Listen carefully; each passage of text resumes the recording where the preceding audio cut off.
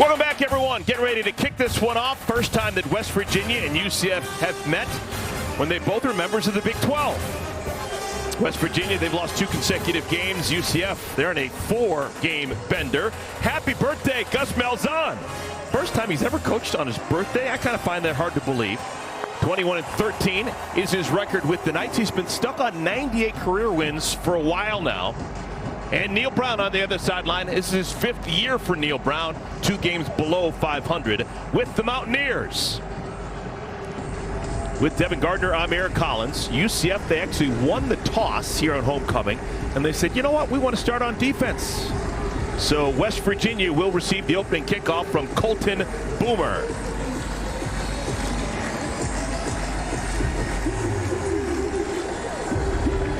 Last time these two schools met way back in 2004, 19 years ago. That's Preston Fox back to receive this kick. Fox has got a lot of wiggle. And we're underway. Fox calls for the fair catch. A little bit surprised. Looked like he had some room to dance.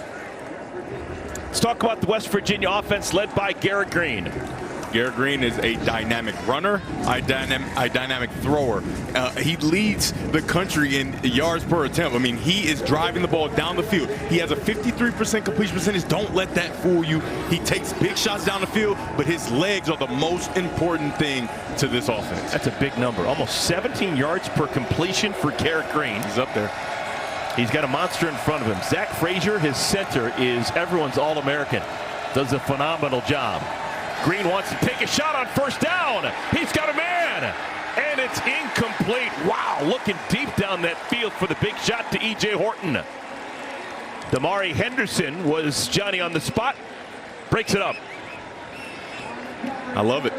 Do what you do. Be who you are, and you expect that they're going to get the ball on the ground here as you look at this defensive front for UCF.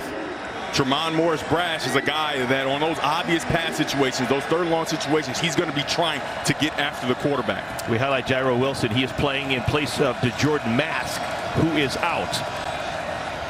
Second down run to the edge. Jaheim White has the first down. 12-yard gain. Walter Yates on the tackle. You can already see, early in the game, the threat of Garrett Green as a runner. That defensive end, that's the edge setter, and that time it was Seliskar. You can't truly commit to staying outside because Garrett Green is just as dangerous, maybe even more dangerous when he has the ball in his hands. Now it's Justin Johnson's turn in the backfield.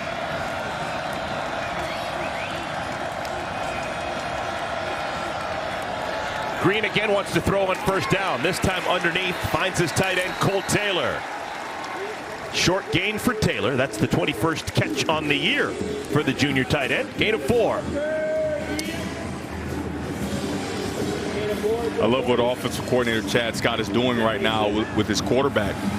You get him that nice shot early, you get a run going, and then you go to the easy stick route. Johnson, his first touch. And he's brought down short of the line to gain, but it's going to make it third down and short. Gain of 5. And Garrett Green coming home, kind of. He is from Tallahassee, Florida. This Mountaineer offense is really exploding in the last 2 games, and it's because of Garrett Green and what he's been able to do on the ground with his legs and taking those big shots downfield. Now they're in this third and medium area. That's not an area where they had some success. So third down and 1. Power football, and looks like he's just right on that line. UCF defense saying they stopped, and they did. Wow. They didn't give him the line to gain. It is fourth down. And the offense is going to stay on the field for West Virginia. They'll bring in their jumbo package.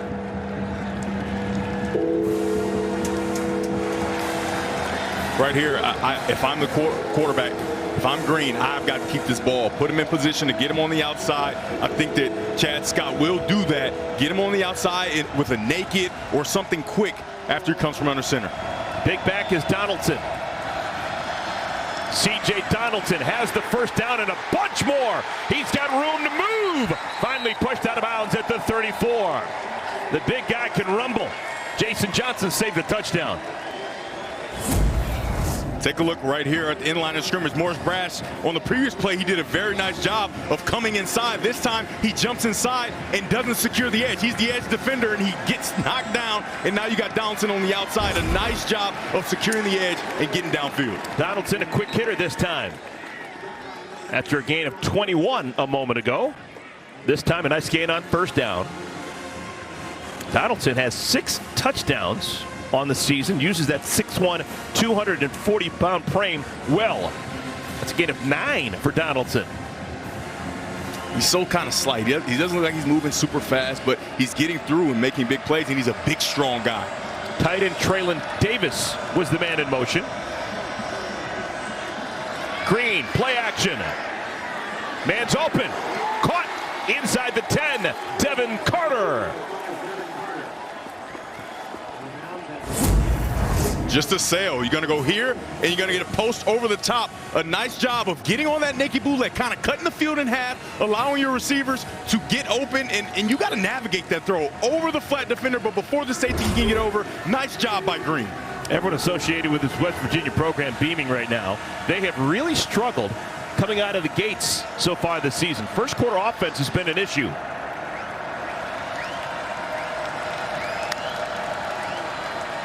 Keeper, Green, lowers the head into the end zone. Touchdown, West Virginia. Well, that was kind of easy. What an impressive drive for the Mountaineers. I mean, seamless to say the least. You're going to get pullers coming around here and then leading through. A nice job of Green just being patient, going with the fake, and then ducking his head and driving his legs to get in the end zone. Yeah, all that was a 9-play, 75-yard drive that ends with a touchdown. I mean, wow. We just kind of highlighted in the first quarter, they haven't been successful, and they find a way to get out there, convert a 4th down, and continue to drive the ball down the field on the arm and legs of Garrett Green. And we've got a timeout on the field. Are the officials just confirming that was a touchdown? Yeah, I think it should be a quick review. He hit himself in there with those big offensive linemen, namely Zach Frazier, his big possible All-American center, and just pushed his way in the end zone. I think this will be quick if that's what they're looking at. I'm actually going to go there with Zach Frazier. He is an All-American. He is a stud. Well, we got to wait. We got to wait, Eric. Take a look here. He gets in there, barrels his head, down. There's no chance of him not being a touchdown. Oh, yeah. And actually, the person who fell on top of him was 54, Zach Frazier, the center we're talking about. Look at the legs. Look at the legs driving. That's outstanding. Big number 55, Tomas Rimac, who's a guy who's just getting back and into the starting lineup. He kind of pulls his shoulder pads and helps him get in the end zone as well. Garrett Green is singing with the best of them right now. Who knew Coach Malzahn ate that 30-second gum?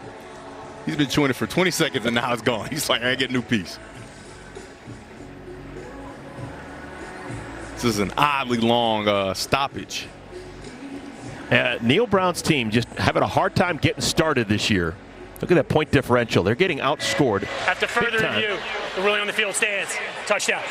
Wouldn't even confirmed. Just stands. That's such a weird deal there. They look at it for what seems like way too long, and then he doesn't even give the benefit of confirmed. It just stands. We couldn't see anything to overturn it. Well, folks back in Morgantown, fine either way. It's 6. Michael Hayes comes on. Point after.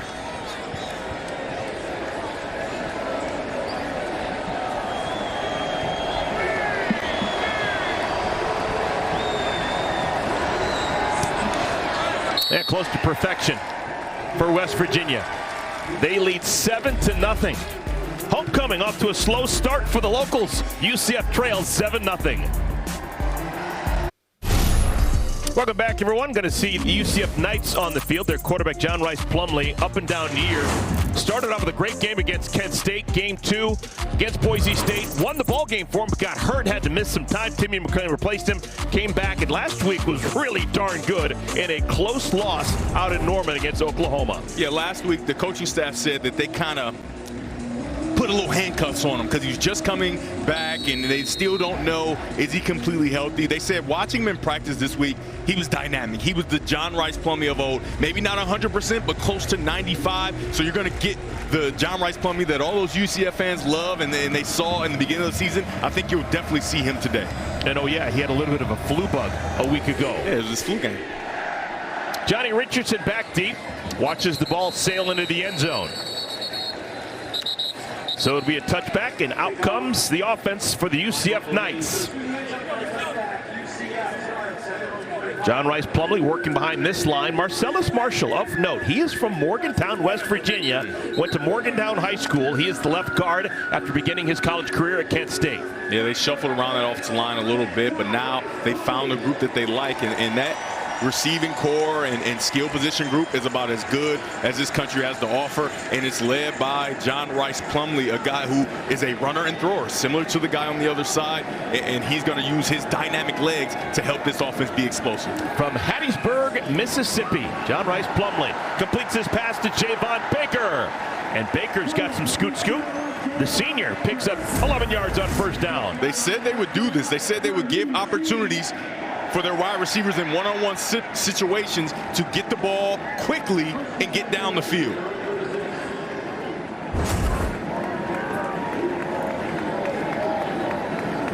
UCF's been on the road for a long time. Last time they played a home game was that just disastrous loss against Baylor a month ago. They've had a bye and a couple of road games.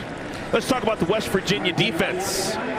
This has been a spotty bunch. Much improved from a year ago, but most recently, the last couple of games, they've been starting to give up some points. They're thin at linebacker, Devin. Very thin. They're only going to rotate 3 real guys in that linebacking group, and it's going to be tough for them. And you can see already the offensive line getting to the second level, moving those guys down the field so that you can get R.J. Harvey behind you down the field. 10-yard gain for Harvey. And we didn't mention that secondary for West Virginia. They've got a ball magnet in Beanie Bishop. He has broken up 11 passes this year. That is a huge number. To the edge goes Richardson to the 45-yard line.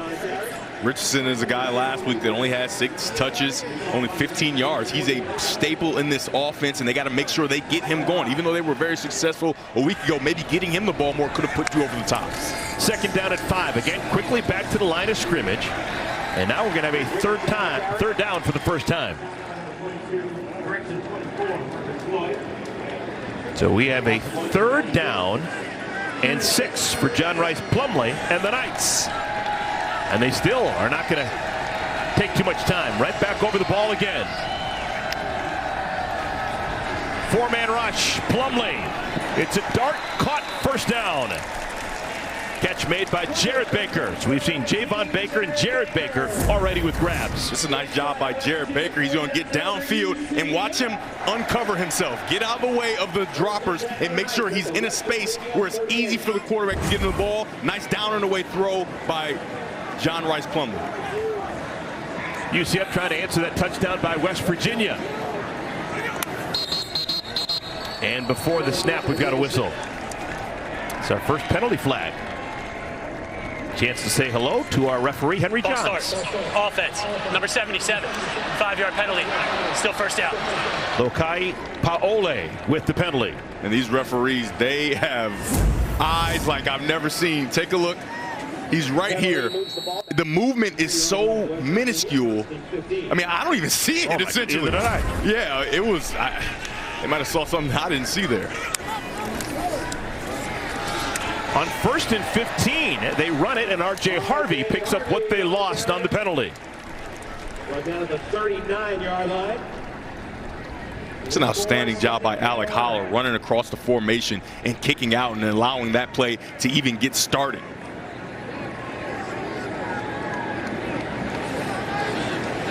Richardson still the back in the game for UCF.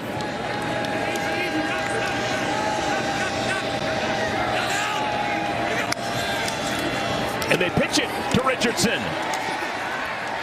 He is across the 35. It'll be 3rd down.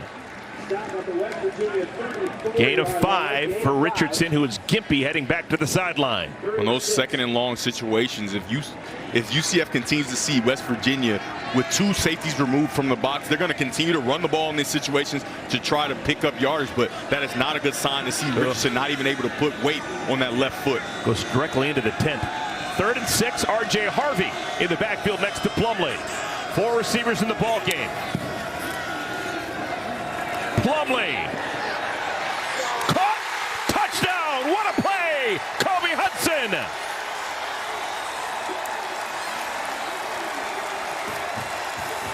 What a wonderful drive for the UCF Knights to answer West Virginia's touchdown. This is just my guy's better than your guy. He runs a vertical from the slot, so that slot fade, and then you put that ball up high, you allow him to see it first. He jumps up with nice strong hands and is able to get in the end zone.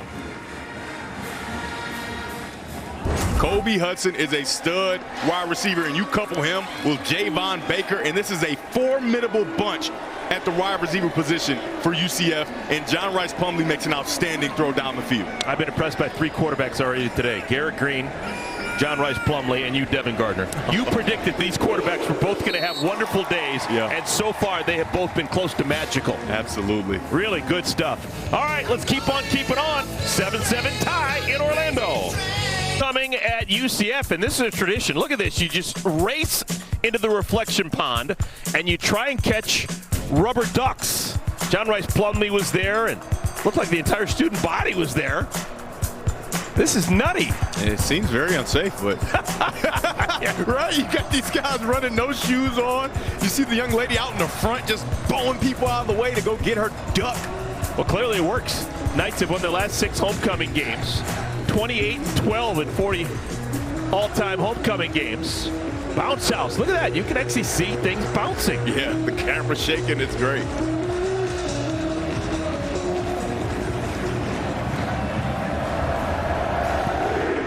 All right, so both UCF and West Virginia with touchdowns first time they touched the football. Preston Fox wants to return this one.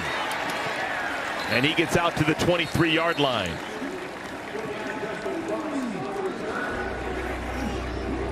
Eric, we talked about how similar these 2 quarterbacks were. Both quarterbacks lead their teams on drives of 9 plays, 75 yards. Exactly. Identical. Mirror images. Unbelievable. Now, Garrett Green, that completion percentage of the last 2 games, you say it's deceptive. Yeah, I think it is because he takes so many shots down the field. And you know, the further a guy gets away from you, I've told you over and over, the lower the completion percentage is going to be. And that's just how it is. I think that he's an accurate quarterback, and you saw him display that in that first drive. Green, keeper. Green spins and picks up a first down. Jason Johnson with the tackle, but not before Green marches right down the middle of the field. The exact same play they used on the touchdown. You're going to get Puller out, Puller leading through, and now you get Garrett Green with great ball security getting vertical down the field. Little dump out. Catch is made by Rodney Gallagher. Just the 3rd catch on the year for the true freshman. Gallagher from Uniontown, Pennsylvania. It's a nice job by Gallagher because he catches the ball, and he could go down right there, but no, he spins away and gets a little more. He gets 7 on that when it looks like he should have got 2. Talked to the coaching staff earlier this week about it, and they said he's got special ball skills. He's got special running skills, too. That was pretty cool. Like a ballerina. 2nd down to 3. Justin Johnson, the back in the backfield. Green takes a shot 20 yards down the field, nobody home. Yeah, it's a flag. I was waiting for the referees. You got 2 guys looking at it, and he was there way too early, and I think it would have been a completion had he not been there, so they're going to get a 15-yard penalty on Henderson. Pass interference. Defense, number 31. Automatic, first down. They call it on Brandon Adams. They call it on Adams. You can see there. Oh, yeah, way too early. Way too early. That is Adams on the coverage. It's like he didn't play the ball. He just kind of chucked him or bumped him. And, you know, sometimes defensive backs at the college level, there is no illegal contact. So you can do some of that down the field. But when the ball's in the air, you cannot do that. It's pass interference every time. And the timing of Green, making sure he hits that back foot and gets the ball out, allows that penalty to be called. 6 minutes remaining first quarter. Green. Gallagher again. So Gallagher came into this game with 2 catches through 7 games. He's got 2 catches in the last 3 plays.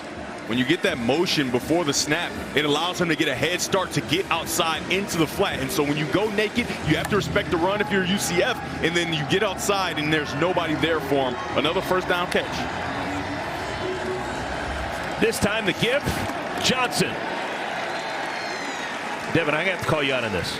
All year long, we have seen players with their mouthpiece dangling, and you've insisted that that's the second mouthpiece, that they've got really one in their mouth and the other one's dangling just for show. I'm not sure about that. I saw Gallagher at least a couple of moments ago, mouthpiece dangling, and he had an open mouth. Well, with no mouthpiece in. No mouthpiece at all. Maybe he forgot to put his in. Okay. But remember, we did see Kobe Hudson had a mouthpiece in with one dangling, so it was confirmed, but it depends, I guess. And as a running back, I would want to protect my teeth. Oh, my goodness. Put that mouthpiece It's my moneymaker, folks. 2nd down and 8. Play clock down to 3. And Green has to call the timeout. So it's going to be 2nd down and 8 for the West Virginia Mountaineers when we come back to Orlando. And we have got a celebrity in the building. Orlando famous, former Orlando Magic center Shaquille O'Neal on homecoming. Devin, he was scratching. He was the DJ before the game. DJ Diesel. He's one of the most fun humans on the planet and one of the most giant humans on the planet. He's got to live it up while he's still the greatest basketball player from Orlando. He's going to be passed pretty soon by Paulo Banchero. Just here to say. 2nd down and 8. On the ground. A little bit of a surprise. Not much there at all. Jason Johnson makes the tackle. It's a nice job by Morris Brash. Coming on the right side of your screen right there. He comes down, wrong arms there to get in space and just clogs it up and allows the cavalry to come and make the play. So they call a timeout to run that play and they lose a yard. On 3rd and 7, a stealth run, and it's a beauty. Jaheim White has the first down. No one in the building was expecting that. Especially Malachi Lawrence, the young guy. He gets outside, too far outside, and it allows a big gap. That's essentially like crossing the face of the tackle. You don't have an edge because you create this big hole. A nice call there by Chad Scott, the offensive coordinator. Chad Scott told us Jaheim White is special in space. Yes, he is. Well, he had that space. Yep, true freshman, 5'7", 192 pounds, and he had the space, like you said, to get through, and he makes a big play for West Virginia. You told us 3rd and longs were going to be important. There is a 3rd down victory for West Virginia. First down run. Justin Johnson barrels down to the 6. So Justin Johnson tackled by Jason Johnson. How much is that going to happen? Yeah, a lot of J's. Yeah.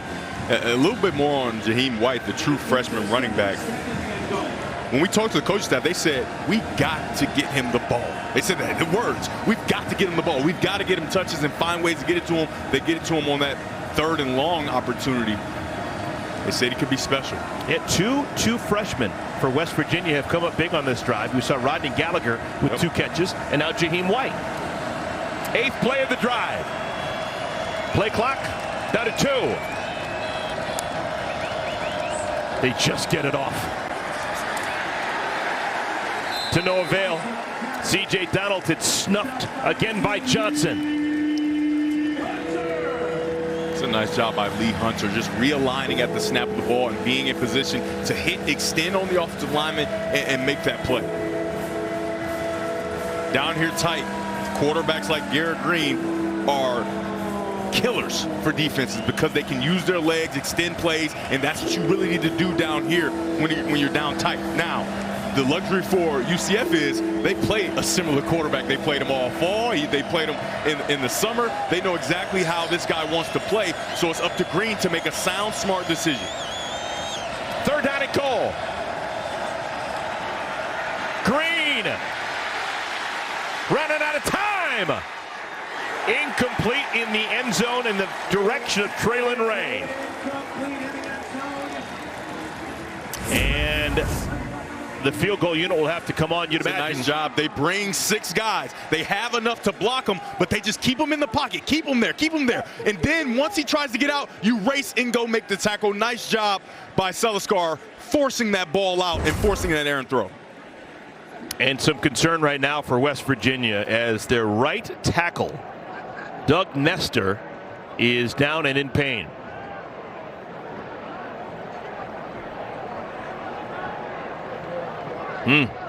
So 4th down when we come back to Orlando. We are back, 2:04 remaining in our first quarter. Neil Brown's offense, second consecutive drive, matriculating down the field effectively, but this time they stall and they'll have to go for a field goal. Michael Hayes will come on. Chip shot field goal for the junior kicker from Florence, South Carolina. Eric, with all these UCF defenders up at the line of scrimmage, it looks like they're going to try to come after it. I wouldn't be surprised. A fake is not out of the question. Ooh. Fake's not out of the question. All right, the holder is Grayson Malashevich, in case you're wondering.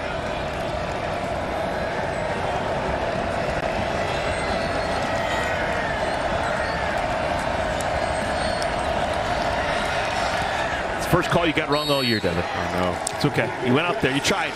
24-yard field goal for Hayes is true, and West Virginia back on top, this time by 3. Yeah, I mean, another successful drive by Garrett Green. He's putting his skills on full display, but a nice job by the UCF defense getting down in tight and stopping a guy who can run and throw. They do a good job of containing him, and that's what you're going to see all day. The contain of these quarterbacks, and then once they try to get out, try to dart and go get him right away.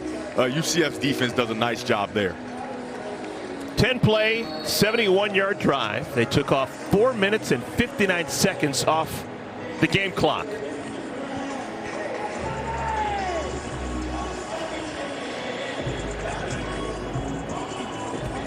Homecoming UCF. This is a school that was founded not that long ago. It's actually the youngest FCS school, Power 5 school, founded in 1963. The second youngest university in Power 5 in the Power 5 schools is Houston, and that was 1927 when they were founded. So not only is UCF a young school, it is a very young school.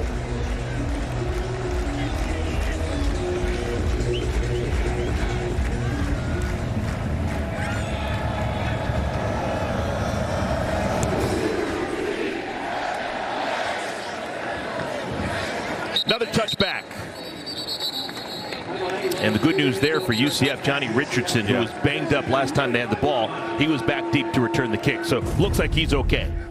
Yeah, but this linebacker room has been dismantled by injury. You can see these 3 guys, and this is why I talked about the linebacking core being a little thin. Trey Layton is a huge loss. He was having his best game against TCU and really coming on, and he helped the overall team speed at that linebacker position. But now they're going to have to play a freshman, true freshman, Ben Cutter, out of Denver, North Carolina, and then Lee Koba, a more veteran guy that you see on your screen right there. But they said he gets gassed sometimes because he just doesn't have many people to spell him.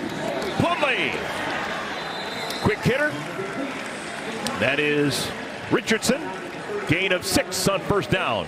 The entire basis of this UCF offense is numbers. It's a numbers game in the passing and the run game. Does a nice job of getting the ball outside where he has numbers, and he does it again. This time Trent Whittemore. That's the first catch of the year for the transfer from Florida.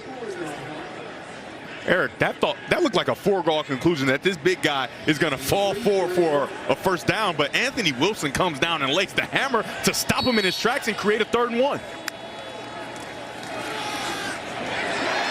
First down and then some. Look at that wonderful run by Richardson. He has got some Zuzu getting to the edge. I think it's safe to say he's healthy. Watch him get there. Whoop, excuse me. What a move. If you're 5'7", you better have some scoot to your game. Back-to-back carries for Richardson. After gaining 17 a moment ago, this time just a handful of yards. We're going to call that one a gain of... He's a tough guy, right? Because when he jogged off the field, he couldn't even put weight on his left leg, and now he's got guys reaching for air. gain of 3 for Richardson. 5 carries, 29 yards for the senior from Lake Wales, Florida. 2nd and 7. Plumlee just runs it out to the 42-yard line. The 3rd down and short. It's a nice job by West Virginia. They go to their 3 sky look where they sky, cover up the flat, but they also have 3 defenders back. There wasn't a lot of space to get the ball downfield. Nice job by Plumlee there, but take a look at the offensive explosiveness, all leading the Big 12. They have been dynamic in creating explosive plays, which every offense in the country, they go in saying, hey, we got to create this many and we think we can win. UCF is doing that. They just haven't found a way to finish games. 3rd down and 4. Barreling forward, short of the line to gain. R.J. Harvey, Jared Bartlett, and others on the tackle. And it's 4th down. And if you're going to run that play on 3rd, that means you're going to go for it on 4th, right? I think so, especially when you have a quarterback who the play clock's running down there. They're going to get some time to think about it. That's the game clock there. Yep, it's the end of the 1st quarter. Gus Malzahn on his birthday has a decision to make as we come back for the 2nd quarter. It'll be 4th down and short. West Virginia leads UCF by 3. On a week ago against Oklahoma, some good things. This team lost by a couple of points, and now off to a better start offensively than a week ago against Oklahoma out in Norman. Yeah. On this 4th down, you have to remember John Rice Plumlee is at full health, so speed option, getting him on the edge, and the quarterback draw might not be available because they have too many guys in the box right now, but they go to it. 4th and 1 and just pushing forward to move the sticks. Yeah, Plumlee's healthy. You mentioned that the coaching staff limited him with some of the play calls a week ago. That's not happening anymore. You're exactly right, and you can see the limit is off. The handcuffs are off. You're allowed to see the Plumlee that the UCF fans love. Uber athlete, folks. He can do whatever he wants in virtually any sport he wants. Plumlee to throw. Hasn't had an incompletion today. And there's his first. It's a pickoff. How about that? Ball is picked up by Beanie Bishop. What a funky interception that was. Off the hands and off the feet and into the arms of Beanie Bishop. I mean, you can see here, this is an outstanding job. Unbelievable. By Beanie Bishop to stay with the play. He could have fallen down there. No, he keeps his balance. That ball's popped up in the air, and Beanie Bishop, who gets his hands on a lot of footballs, gets his hands on that one and a nice return afterward. 3rd interception of the year for Beanie Bishop. I think technically that's categorized as a pass defended too, even though it hit 2 body parts of the receiver Baker before it made it into his hands. 1.9 per game. He leads the FBS. I said he gets a lot of hands on a lot of footballs, and that time, that is big. Because I was just going to praise Plumlee about him staying in the pocket, trash all around. He throws a nice catchable ball downfield, and then the balance to keep your feet, and the ball's up in the air, and it's an interception. Now, 2 evenly matched teams. Turnovers are going to be a big deal this afternoon. Return of 32 yards for Bishop. Green looking for a sudden change. Incomplete. That was his worst pass of the day. That had a chance to be a big gainer. Cole Taylor was frolicking deep in the secondary. Yeah, I think that Green thought he had to feather it. He thought he had to navigate the ball, but he had a window to drive that ball right in on his numbers to make the play. You can see him telling Taylor right there, hey, my bad, I got you. Because he's an open target down the field, and a big one at that. Big number 87, 6'7", 250. Hard to miss. Hard to miss. Green missed him there. 2nd down and 10. West Virginia playing from the lead, which has not been a common occurrence this year. Especially early in games. 3rd down now. I mean, this guy may be my favorite player, number 55, John Walker, the true freshman. They love him in that building, and he just made that play to create this 3rd down and long situation. And we talked about it before the game. 3rd down and long is going to be big for both teams. Walker helps to set up a 3rd and long for this West Virginia offense. Big get out of Kissimmee. Walker has played since day 1. He's a true freshman who has earned his keep. Tight split usually indicates getting across the field. 3rd and 9. Green caught. That's a touchdown. Devin Carter. That's a first down. Devin Carter to midfield. Another sail pattern. We saw this earlier in the game. Get on the move. Allow your wide receiver to work in the slot. This is a guy who they moved to the slot. Devin Carter was an outside receiver. They moved him inside. He was having some trouble against press coverage. They wanted to get him some more free release opportunities. There, free release, he turns the DB around and makes a play for his quarterback. Mountaineers 2 consecutive losses. Playing with energy here in our first half. Gallagher. Third touch of the game for Gallagher, and he continues to impress. Man, he is slippery, huh?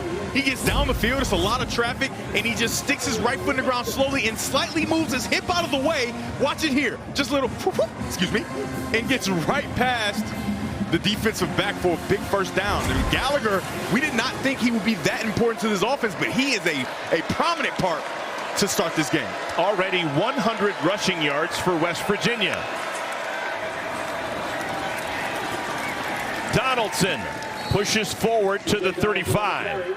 Tackle made by Tremont Morris Brash.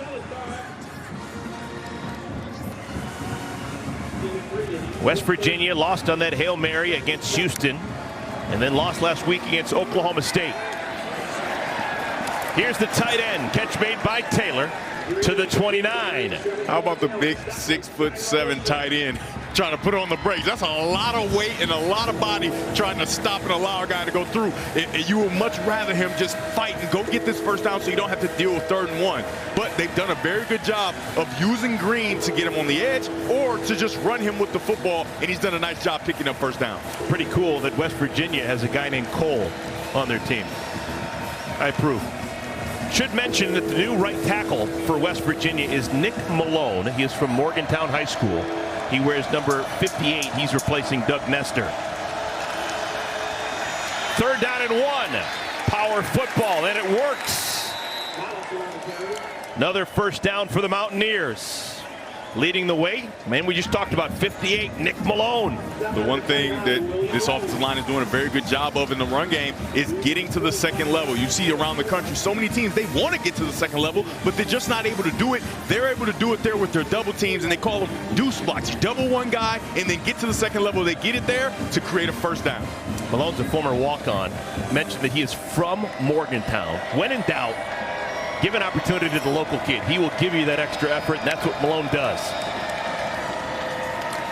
Green, dump down. The man they call Cole, down to the 10. Cole Taylor has been a force on this drive. You're going to see Cole Taylor come around and get into the flat. Yet again, Selskar just removes himself. He has to worry about that run game. He's trying to trace it down from behind. He makes a lot of his plays by hustling, and he hustles right past the guy into the flat. Jaheim White to the 3-yard line. Second consecutive drive, the 2 freshmen, Gallagher and White, have been influential. I think they can capture the edge right away and go with that outside pitch. Or the other edge. White's got it, and White's got a touchdown. Either edge, right? Either edge. Touchdown, West Virginia, their 2nd touchdown of the half. Again, watch Selskar. He's supposed to be the edge setter. He doesn't do a very good job, and it allows for the young freshman White to get outside of him. There may be a little bit of a tug there, but for Selskar, you have to sell it. You have to try to go get him so that you got a little danger just there. I don't know what just happened there, but he looks like he's fine. But that's an outstanding job of noticing. The edges are soft. They can capture it right away. White catches it on the outside and gets in the end zone.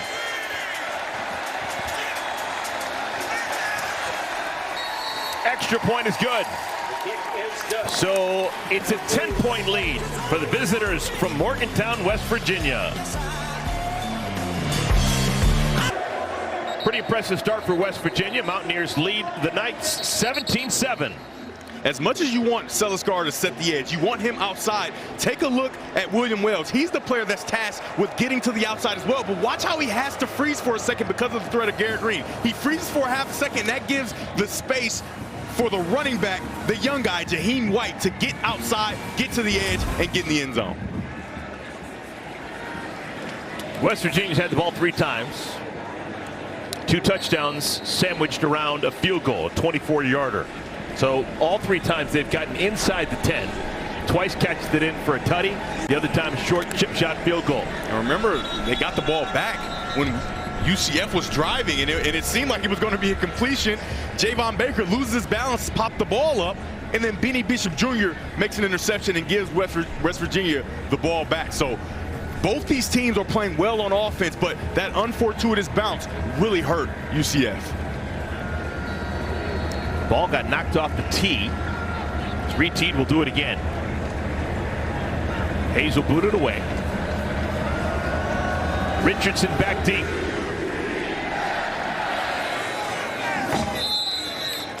Touchback. College football action continues next on FS1. Purdue going to take on Nebraska, Big Ten action. Then at 7 Eastern, 5th-ranked Washington's going to battle Stanford. And then the nightcap, 10:30, watch UNLV versus Fresno State. It's all coming up next on FS1. Last week, we said that Washington stubbed their toe, and they almost did. I said no way. You said no way, and they almost did. From a separate game, the announcer's jinx almost takes over. Hey, I've been doing college football many years. Stanford generally finds a way to get one improbable win a year. Could it be tonight? Woo! What an open field tackle that was. Malachi Ruffin laying the wood right there. Gain of 4, but a heck of a tackle. That's a cornerback. Watch him come in and just lowers the wood. Doing some roughing of his own. Back-to-back carries. Richardson, nothing there. And it's quickly 3rd down. Jalen Thornton on the tackle. Number 97. When your offense is playing the way they're playing, you can see this West Virginia defense playing inspired. This could be a quick 3 and out. Nope, catch is made. And just getting over the line to gain is Jared Baker. 2nd catch of the first half for Baker. They try to bring pressure off the edge, and a nice job by Richardson picking it up and giving the opportunity to get this ball downfield. When you bring pressure, you have that safety over the top. He's getting over a little late, so he doesn't want to get beat deep. He gives up kind of those short throws. Nice job by John Rice Plumlee not being afraid of that blitz and getting the ball out for a 1st down. Plumlee's thrown the ball 7 times. Ball still has not hit the ground. 6 completions and an interception. End around. This is going to be out to the 40-yard line. Jared Baker tripped up by Aubrey Burks. Gain of just 2. Looked like maybe there's going to be more than there was.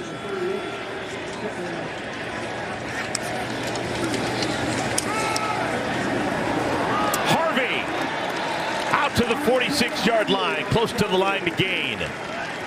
My goodness, put him in a phone booth and you just don't have a chance.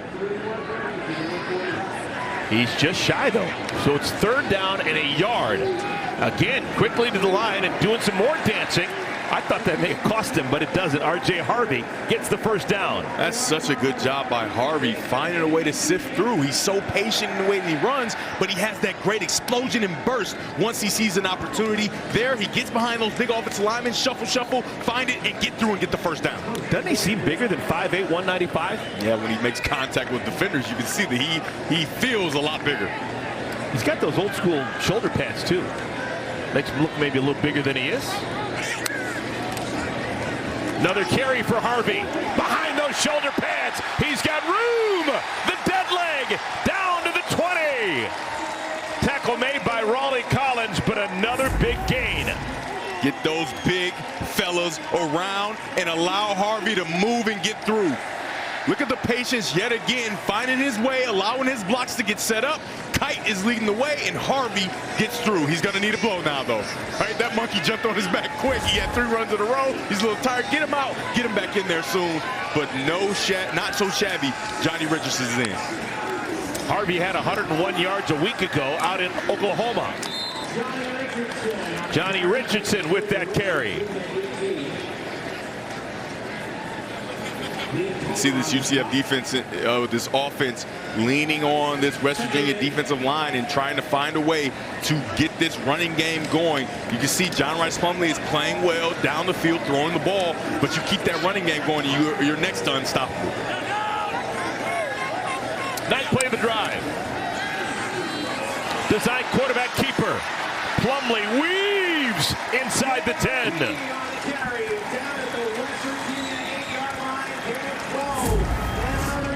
It's a nice job. Quarterback draws. Not enough guys in the box. Allow Plumlee to use his legs to help this game and help this offense continue to dominate at the line of scrimmage. Does that knee brace slow Plumlee down at all? You know, it's so weird. The one game I wore a knee brace, I was for 120 yards, the most of my career. I don't know what it is, but maybe it's because the defenders think you can't run as well. But Mason, it works that time. Back-to-back runs for Plumlee. This time he scores. Touchdown UCF.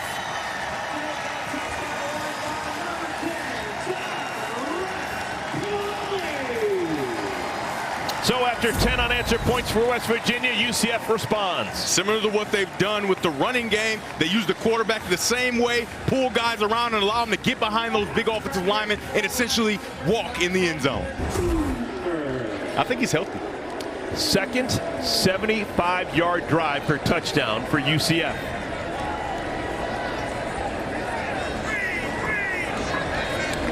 Colton Boomer.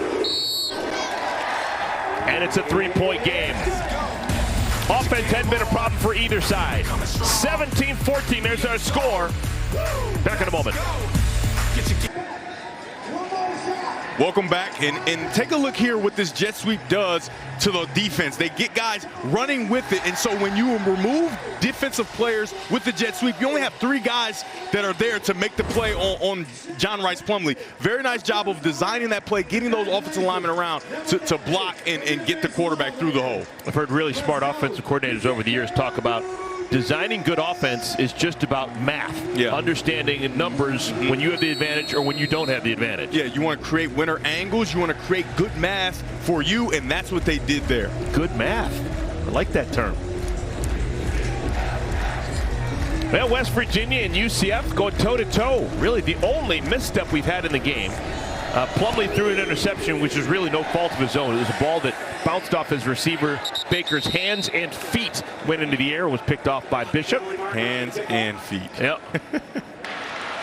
Free kick out of bounds. Kicking team. Ball will be placed at the 35-yard line. First down. Well, we knew this coming in. These teams are not penalized a lot. That's just our second assessed penalty for either side in our ball game. Back in a moment. Homecoming weekend. UCF, they trail West Virginia by 3, 17-14. 5:50 remaining in our first half. Look what the Mountaineers have done, Devin. First 3 times of the football. Minimum of 9 plays every drive. Yeah, man, I made it clear that Green was going to come out, and a lot of this has been Green. Him in the run and the pass game. Even sometimes when he doesn't have the ball in his hands, the threat of him is freezing defenders and allowing his runners to go. So Green is the catalyst for this offense, and if he can continue to play clean football and just take what the defense gives him, essentially, they'll have a real nice chance. 77 yards passing for Green, 18 yards rushing. Green wants to throw under duress.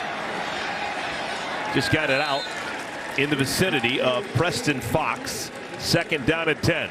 See, a play like that, in my opinion, that's a plus play for the quarterback, but it goes against his stats as far as completion percentage is concerned. He finds a way to get out of danger. This time, UCF's defense is in position. They have the edge protected. He finds a way to retreat, and throw that ball away. It's an incompletion, but I think that's a positive play for West Virginia.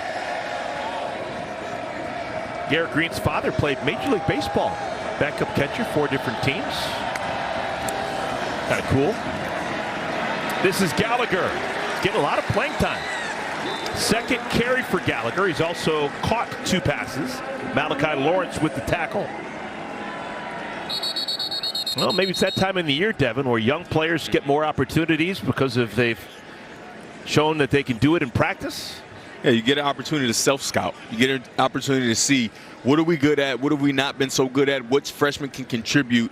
As you can see, Yates kind of getting off the field gingerly there. It's good to see him walking under his own power because this offensive line has played well and they've gelled well together, but you want to make sure you keep them intact.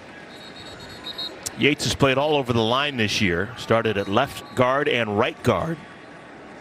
We expected to see Jaquay Hubbard play some, so I'm assuming Hubbard is going to come on and replace Yates at right guard. And he has, yeah. So 66, new right guard is Jaquay Hubbard. Remember, he is next to number 58, Nick Malone, who has replaced Doug Nestor. So the right side of the line, right guard and right tackle, both non-starters in the game right now for West Virginia. 3rd and long, they've loved the sail concept. Line holds up. There goes. Green has plenty of time, and he gets the first down. Devin Carter. It's a nice job by Carter. Same thing. You get on the edge, you allow your quarterback to run or throw. He checks backside to make sure he doesn't get that easy throw, and then he gets on the edge. And Carter, again, they moved him inside to make sure he gets those free release opportunities. He is killing this UCF defense with that sail route. Green has thrown to Carter 3 times. Every time it's been a completion for a total of 47 yards. West Virginia, again, has crossed the 50-yard line. Nothing's really slowing him down. Green. This kid is slippery. Another positive run for Garrett Green. He picks up 7 yards on first down. He's slippery, and how about the ball security? Watch Morris Brass come in and reach his hand in there and pull that ball. But he holds on tight and is able to get more yards after. That ball security is so important. You cannot give this ball back when you continue to have success on these 3rd downs. And the difference in the game was the turnover when UCF gave it over to West Virginia. Justin Johnson. He's got the first down. We're under 4 minutes to play in our 2nd quarter. The question now is, when does UCF feel like they need to move those safeties down? Get those safeties down into the box so they can help in the run game. And that is the very moment that Chad Scott, the offensive coordinator for West Virginia, is going to allow Green to go play action and drive that ball down the field. You can see right now, they're just a little bit lower than they have been. In case you're wondering, West Virginia still with 2 timeouts. UCF with all 3 of theirs.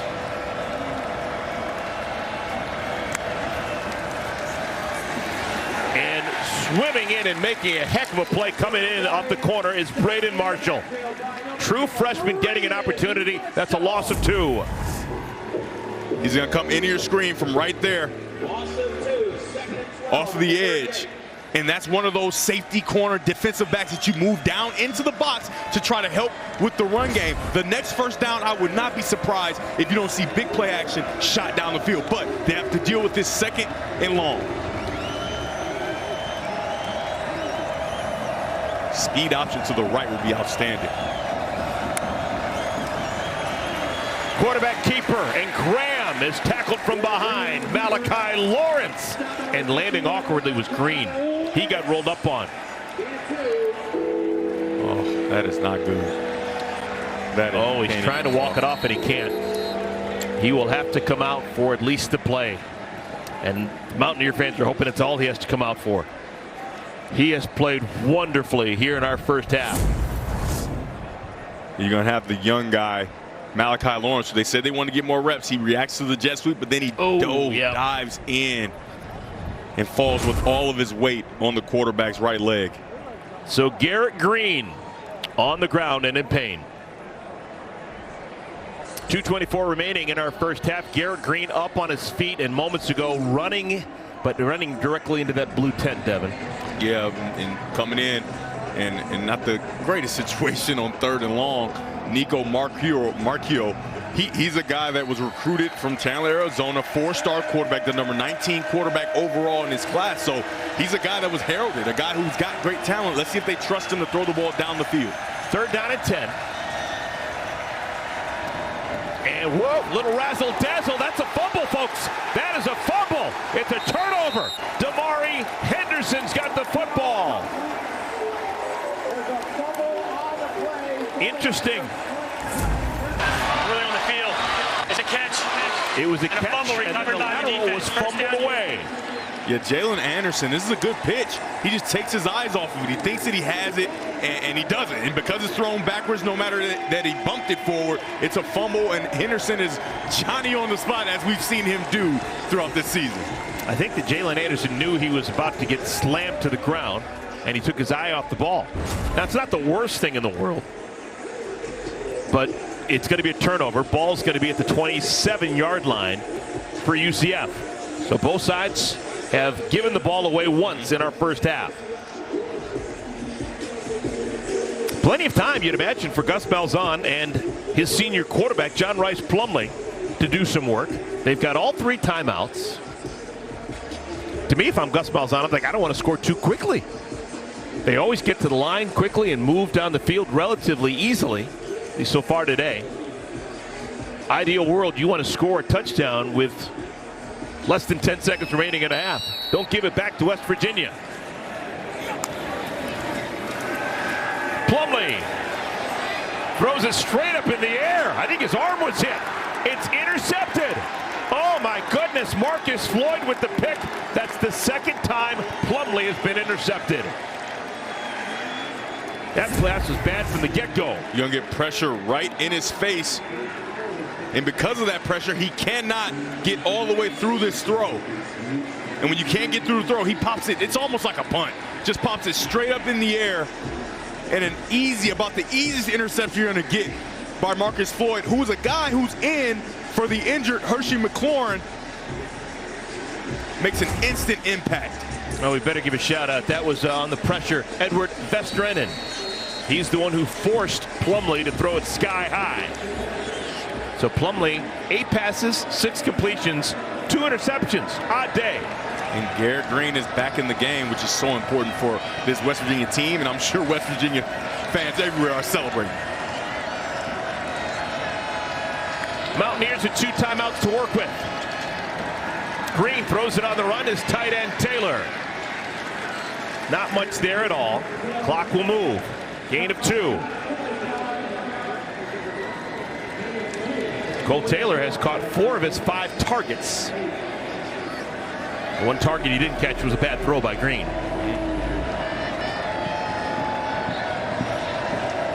Mountaineers taking their time.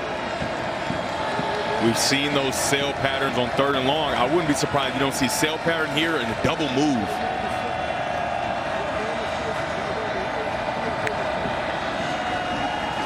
Inside run. Donaldson.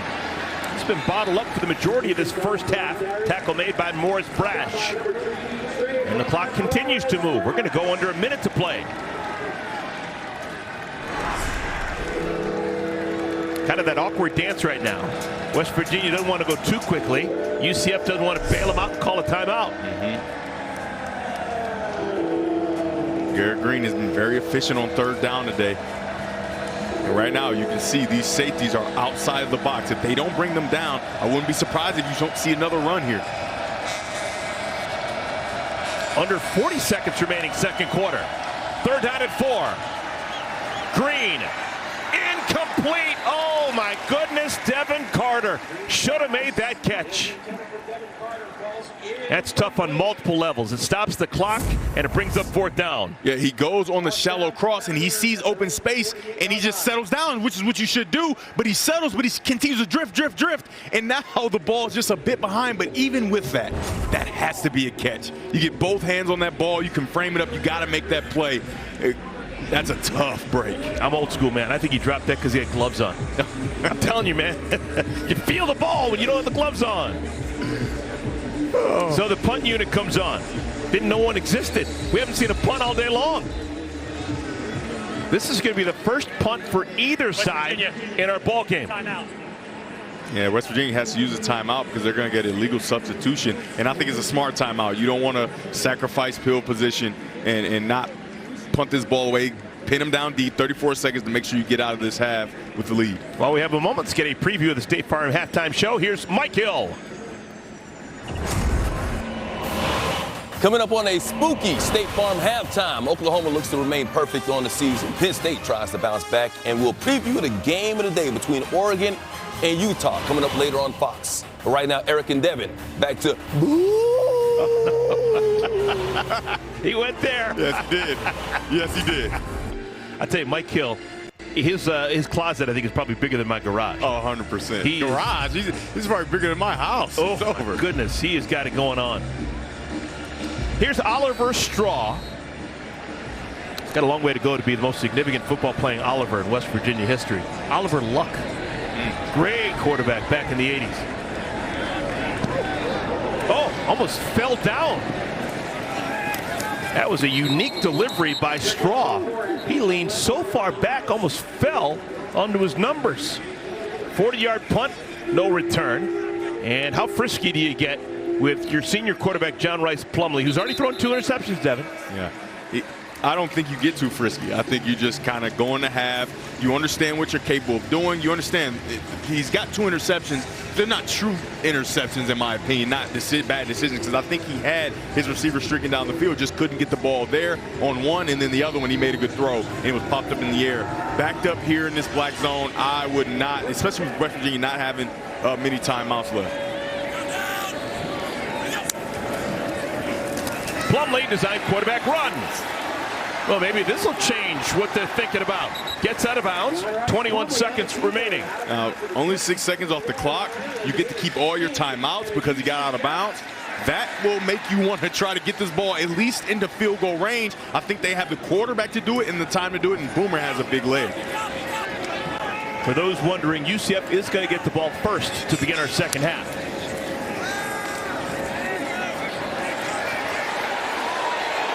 Plumlee.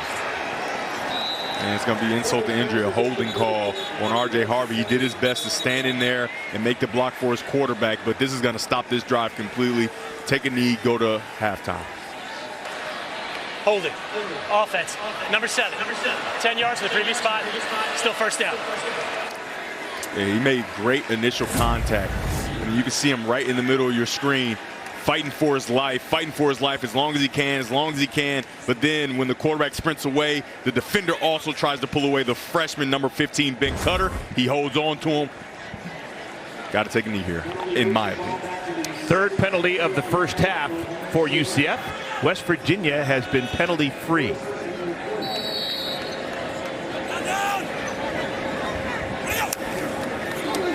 Yep, Devin, you called it. Harvey. Earning the meal money. I love it. Harvey giving it out there as the clock continues to move. We've got 5 seconds remaining in our first half. As much as I want him to take a knee, it's just your guys are so explosive, First and you can trust UCF. You can trust Harvey. So now they're going to go deep in their bag and try to find some kind of play to make sure they maybe get some points here. I personally would not risk too much, just because, you know, with throwing the ball around, like at the end of the game, what if West Virginia gets hold of that ball and takes it to the end zone? So I would be very conservative here, knowing that in the second half we can go look at what we've done, kind of build on that, and our quarterback's playing well. Harvey in the first half, 8 carries, 82 yards. So we keep talking about the explosive plays for UCF. Yeah. Well, it's basically been R.J. Harvey. He's been a walking explosive play. Yeah, he's dynamic as far as his patience and being able to see holes, his vision. He's one of the top backs in the country, in my opinion.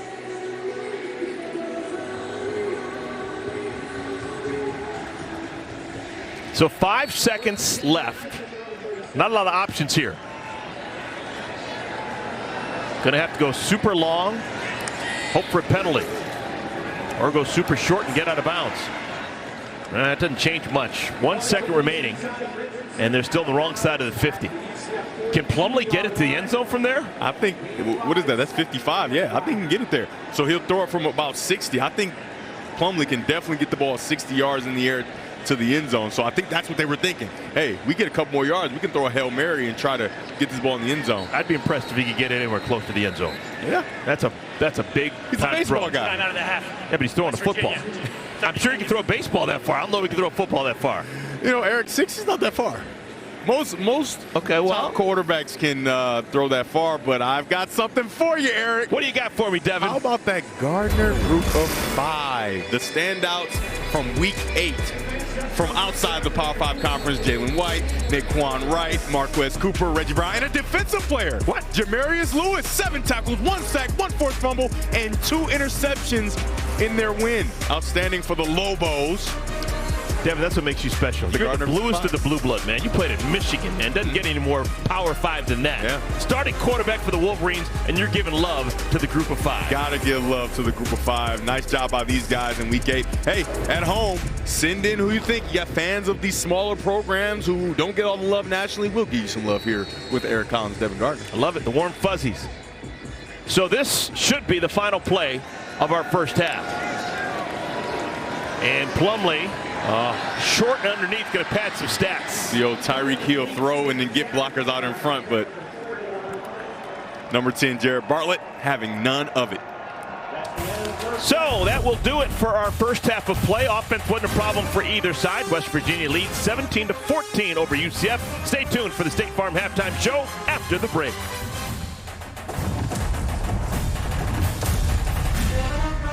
Homecoming weekend in Orlando. UCF, they've got some work to do. They trailed the West Virginia Mountaineers 17-14 is our score.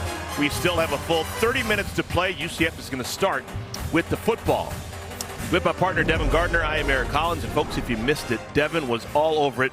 Before the game, Devin, you said you're looking forward to watching these two quarterbacks who are more similar than they are dissimilar, and they had very similar results and numbers in the first half. I mean, all you need to know is both their first drives went 9 plays, 75 yards for a touchdown to start the game. I think you're exactly right. They're so similar in so many ways. And then you look at the stats and it's like, I mean, I don't see a whole bunch of difference there. Obviously, the 2 turnovers, though, the 2 interceptions by John Rice Plumlee is kind of the difference in this game.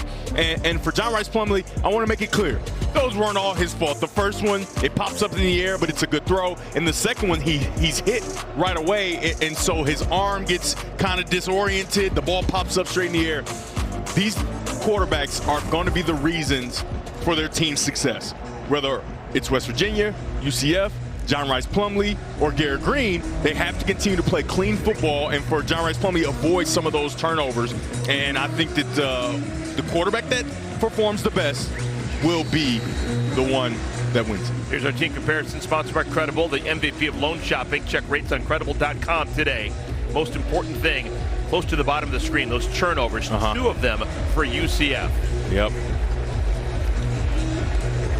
Time of possession also decidedly in favor of West Virginia. What's new? They're among the league leaders in the country in time of possession. Continuing on that trend. UCF's going to start on offense. There's no wholesale changes that need to be made here in the second half, excluding obviously the turnovers. John Rice Plumlee has been, I would say, surgical. He's found the right guy when he needed to. He's given his receivers a chance to make plays downfield. And in the run game, he's added in. Remember, we talked about it. He was injured early in the season. Then he came back maybe a little prematurely. Last week, they had the handcuffs on him, not because of him, but because they wanted to protect him. This week, the handcuffs are off, and he's continued to add in with his legs. R.J. Harvey knocking on the door of 100 yards. They throw it to Harvey out of the backfield, and he's got another big gainer out across the 40. It's a gain of 18 yards. I love those types of plays where you send a guy down the seam and, I don't know, send a running back right behind, and he gets lost every single time because you get the attention of that safety. Seeing a guy screaming down the seam is like, oh my gosh, I have to protect the seam, and then you send a running back almost like a check down right behind him. A nice game for UCF to start the half. First catch for Harvey. 17-yard gain. That means he's now over 100 yards combined, rushing and receiving. Little pop pass. Harvey again. Pushed out of bounds at the 45-yard line by Malachi Ruffin. It's a nice job by Malachi Ruffin. He's going to be at the top of your screen, and he sets the edge as the cornerback, right? He takes on a tight end on the blocker, and then he makes sure that R.J. Harvey can't get to the outside. You always want your quarterbacks to help in the run game, but you know, they're just not that guy, you know what I mean? But it's a nice job by Ruffin. Third consecutive touch for Harvey, first on the ground, and he's across the 50-yard line. So 3 plays, 2 passes, and a run for Harvey to begin our third quarter. It's third down and short. And just playing power football and moving the pile across the line to gain is Harvey. You can see those West Virginia safeties getting closer and closer to the line of scrimmage. They're seeing the success that R.J. Harvey is having to start this half. They're getting closer and closer, and when they get too close, that play action is coming, and John Rice Plumlee is going to be able to throw that ball over their heads.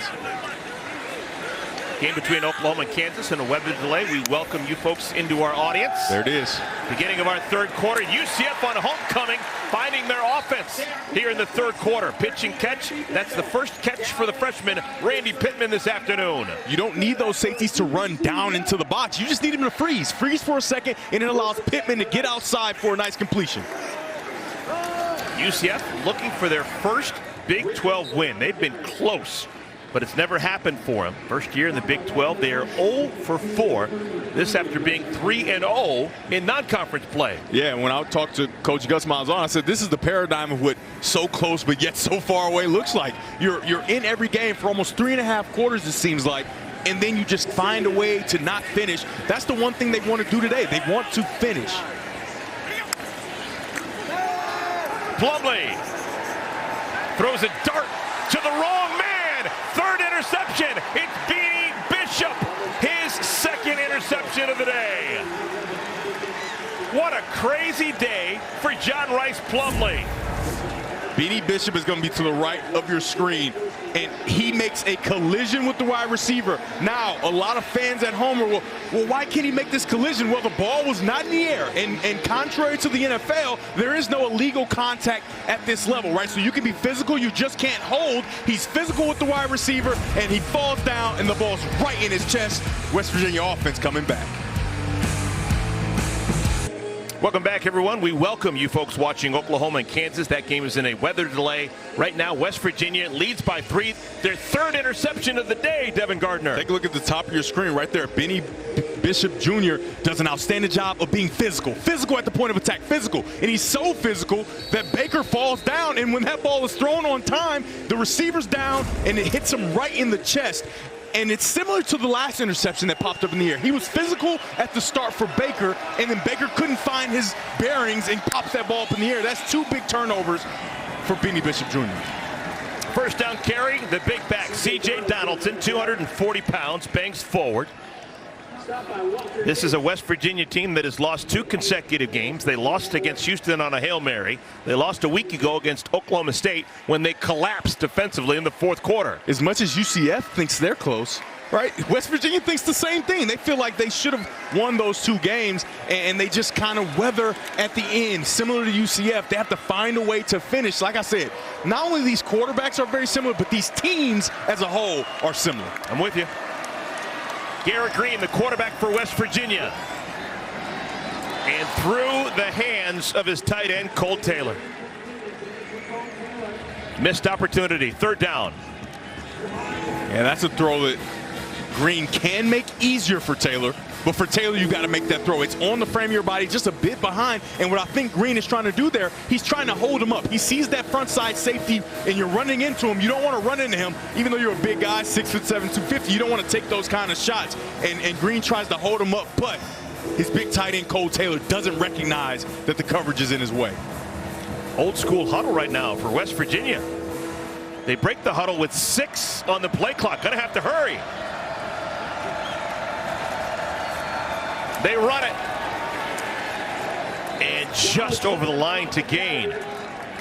That was tough run. C.J. Donaldson tackled by the tackling machine, Jason Johnson. Chains will move. Yeah, they get it just by the hair on their chinny chin chin, and they go to that gap scheme where the offensive linemen are just moving to the next gap and trying to create a lane for the running back to get through. He finds a way to sneak through for 2. Looks like West Virginia's on pace. Normally doing good work on the ground.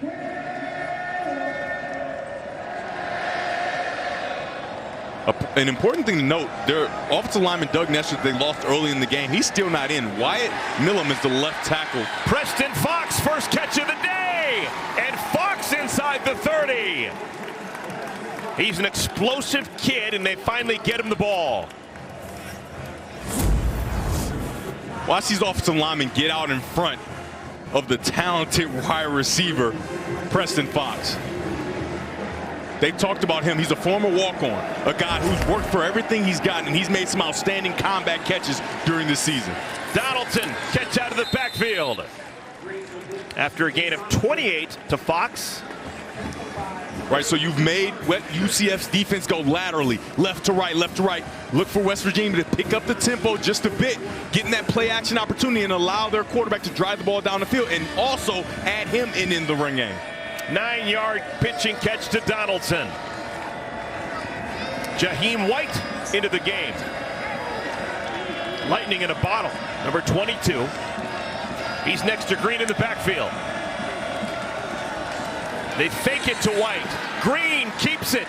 Colorful play call. And he's got the first down. They've had a lot of success with their big guard pulling around and getting in front, whether it's quarterback run or running back run. Quickly to line of scrimmage this time, and down to the 6-yard line. Catch made by E.J. Horton. We haven't seen E.J. Horton make a ton of plays today, but he's a sure-handed receiver that they want to continue to keep involved. He's tall, he's long, and he makes a lot of combat catches, similar to the one you just saw there. 2nd down and 4. West Virginia, they can't get a first down without getting a touchdown.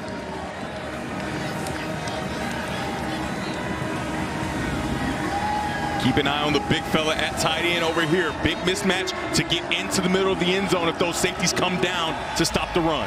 Fox, the man in motion. Keeper, Green. Touchdown, West Virginia. Not to be denied.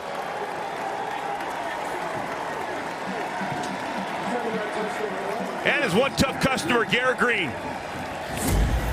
It's an outstanding job. They do get their big tight end to the middle, and he takes the attention of the safeties. Now, when you get on the edge and you're Garrett Green, you have the opportunity to bowl over a guy to get in the end zone. You do that. They love playing for this guy. Going back to last year, he got an opportunity late in the season, and now he has complete control of this offense. 2nd rushing touchdown of the ball game for Garrett Green.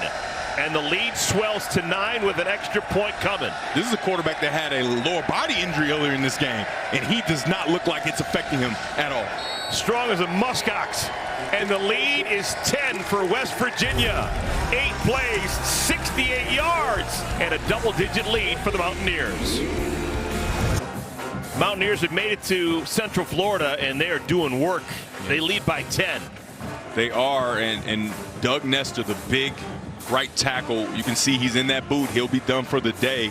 And on that last drive, they didn't miss him. They captured the edge when they wanted to. Quarterback made sure he made plays with his legs and his arm. So that's something to look at, though. That right tackle position, can they continue to move and create a new line of scrimmage as this game continues? And Nestor's replacement, Nick Malone. Former walk-on who is from Morgantown. Clearly, Mountaineer football means something to him. He's done a good job this afternoon. 6 minutes into our 2nd half. Fair catch called for and made. So UCF, John Rice Plumlee will get another chance. Coming off a big game against Oklahoma, he's had some unfortuitous bounces with this ball. The first one tipped up in the air. That one he's hit as he's throwing it. It pops up in the air, and there's receiver falls down. The ball is right in the chest cavity of the talented corner, Beanie Bishop Jr. I talked about it just before that drive. He has to stay away from those turnovers, whether his fault or not. It still puts the ball in the hands of West Virginia. Can he eliminate that on this drive? Really interesting numbers for Plumlee. He's thrown the ball 14 times. The ball has never hit the ground. It's now 15 times without the ball hitting the ground. 12 completions, 3 interceptions. This time it's Kobe Hudson with the catch. Very nice job. You see his eyes backside. Safety rolls down. He throws it right behind his head on that RPO. Nice job by Kobe Hudson.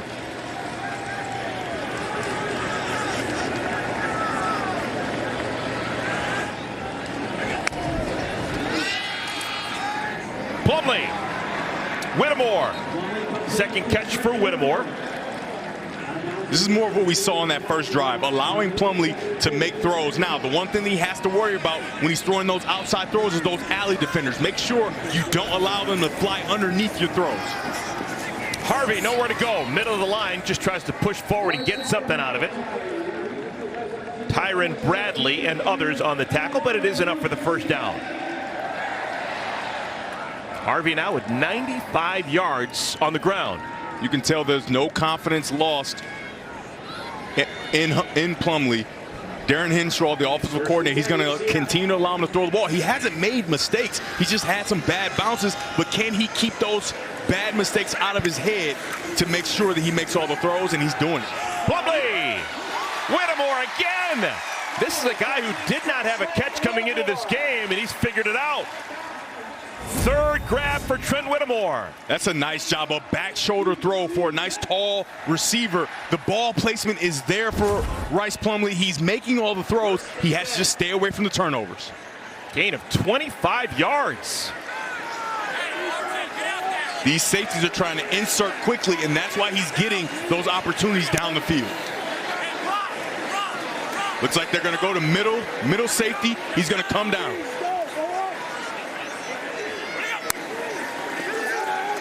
Plumlee. Another completion. The tight end, Alec Holler. That's a clinic right now putting on by Plumlee. It's a nice job. You see what they're doing. You see the rotation, and you want to attack the rotation. Plumlee does a nice job. They send a seam and a vertical, right? It's just all go to one side with the middle safety. The corner tries to bar over and do what we call midpoint, that seam. You throw it outside, and now they're down in tight.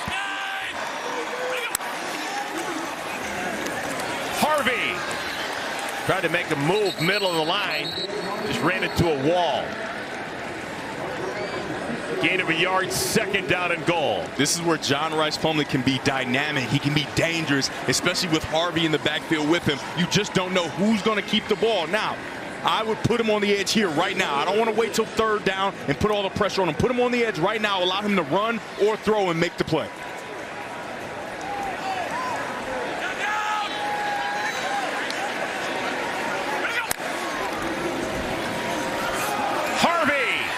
Nothing there at all. The true freshman backer, Ben Cutter. From Denver, North Carolina. That's the Lake Norman area making a play. Cutter's just going to come right through the line of scrimmage and make this play. The young freshman, they love his development. Can he start to play fast and not think that's fast? That's not waiting for them to get to the second level. That's getting through, getting skinny, and making a play on the running back. Actually lost a yard. So it's third down and goal. Ball spotted at the 7. Mark Anthony Richards in the backfield. Plumlee to throw, quick hitter, caught. What a play! Touchdown, Javon Baker. Just good.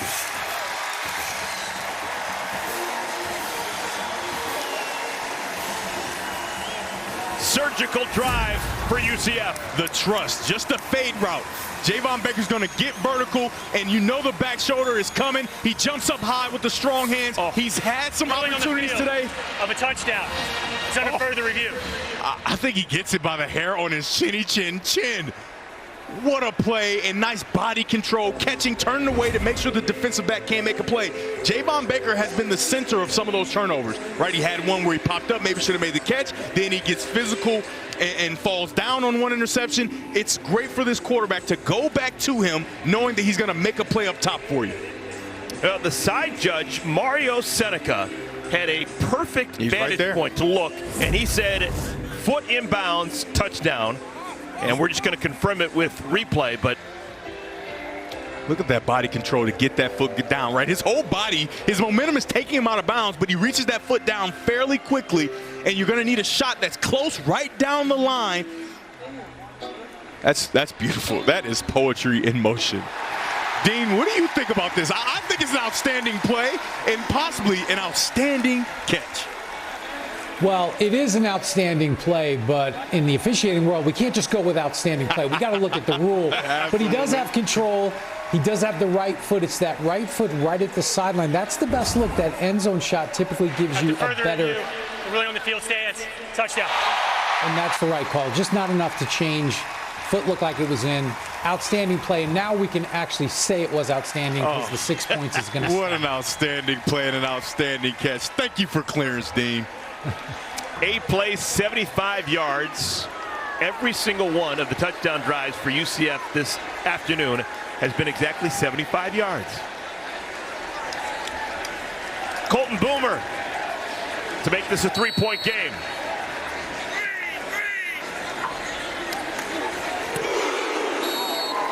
I love the crowd. I love the crowd. Boom, right on cue. What a ball game. 24-21. West Virginia trying to hang on. You know, the weekend started with the Spirit Splash at UCF homecoming weekend, diving into the reflection pond, trying to come up with the rubber ducks, and now the party continuing at the Bounce House. Third touchdown of the afternoon. Every touchdown drive exactly 75 yards. The most recent, a touchdown catch, Javon Baker from 7 yards out, courtesy of John Rice Plumlee. And these two receivers are really good. Both 6'1", 200. Very similar skill sets, strong hands, great range, and we saw Javon Baker's range on full display on that last touchdown. We keep using the word similar. I've got a factoid that's going to blow the doors off that similar concept you're talking about. All right, now. How about this? West Virginia and UCF right now with 5:25 remaining in our game, both have run 47 plays. Both have 28 rushes. Both have 19 passes. Identical amount of plays, identical play calls. Did we nail it or what in the open, huh? That would be you, not me. We're a team. We nailed it together, but they are so similar, and it's because of their quarterbacks. You usually take on the identity of your head coach and your quarterback, and these teams, they are behind their quarterbacks 100%. Both of them are healthy, and 47, I mean, the similarities just continue. All right, so quarterback is Garrett Green. He's had a whale of a ball game, already 2 rushing touchdowns. Jaheim White with the carry. Tackle made by Sean Peterson. You know what's super interesting about Jaheim White? They talked about him on the call, about how developed he's become and how dynamic he can be as a true freshman. But they really, really trust him. It seems like every time they get down in tight, they want to get him in the game and get him carries. Like I talked about early in the game, they said, we want him to get touches. He is dynamic, and he has to be a part of this offense. Here we go, trying to get a beat on coverage. They're seeing they can get a man coverage here. It looks like UCF may go back to zone. Pitch out to White. Tackled from behind, Malachi Lawrence, and then maybe a horse collar. Yep, it's going to be a horse collar. That's a nice job by Lawrence, running flat. He didn't have to do it, right? Dive and grab him around the waist, but he grabs way too high. He's going to get a horse collar penalty. Personal foul. Horse collar tackle. Defense, number 51. 15-yard penalty from the end of the run. Automatic first down. You can see him. He's in position. Just dive and grab around the waist, but he grabs way too high, and he is well inside the shoulder pad area on that back plate. I mean, it's a penalty. That's a young guy who they want to get more reps. He's played well, but that's just a big mistake for him. You don't want to assist this West Virginia offense, right? They're doing fine on their own. Look at that. All 4 penalties in our game today by the homestanding UCF Knights. West Virginia's been close to flawless. They do have 1 turnover. UCF, they've got 3 turnovers. Green's pass, incomplete. He was looking for the deep ball with E.J. Horton. He might have picked the wrong guy there. He tries to go down the middle because it's middle open defense. And in this cover 4 that UCF played just then, it essentially turns into cover 0. So man-to-man down the field, and you kind of have the whole field to throw that ball. But the corner, or cell rather, they've had a lot of success with throwing to Devin Carter towards the sideline was open. And I think he could have hit that as well. I'm here to tell you, West Virginia, they need some more points. They felt confident a week ago. Last time they played against Oklahoma State, going into the 4th quarter, and the defense just collapsed. So they want to get as many points as they can before getting to the 4th quarter. And it's going to be 3rd down and long. Malachi Lawrence, making up for that penalty a moment ago, makes the tackle. Malachi Lawrence makes that play, but in all actuality, William Wells, the safety who comes down extremely low, he's there to contain, so it forces the running back into the arms of Malachi Lawrence, who, like you said, makes up for that horse collar, but they got to get to the quarterback here. 3rd down and long. We talked about in the beginning of the game. This is going to be the difference. Here's the young pass rushing specialist, Malachi Lawrence. He's got 5 sacks in 7 games. Doesn't have one this afternoon.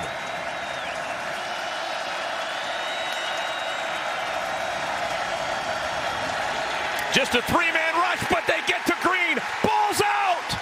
Mountaineers keep it.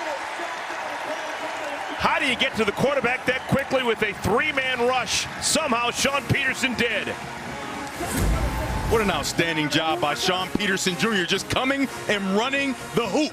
This is what they call it for defensive lineman. He runs the hoop, beats the hands down, and that's that right tackle position. Doug Nestor is out of the game in a boot. That right tackle position is going to be a glaring need, and Peterson makes him pay. For the most part, Nick Malone has done a fantastic job filling in for Nestor at right tackle. That time, he whiffed. 4th and 17, just the second punt for West Virginia. And the ball will trickle inside the 20. Eric, guess what? This drive will not be 75 yards. It won't. UCF has the ball when we come back. That's what you call 15 pounds into a 5-pound bag. Just jam it in there. First down and 10. Ball spotted at the 18-yard line. Little reverse. They get it out to the tight end, Pittman. And he crosses over the 20. Oh, I apologize. That's Jared Baker.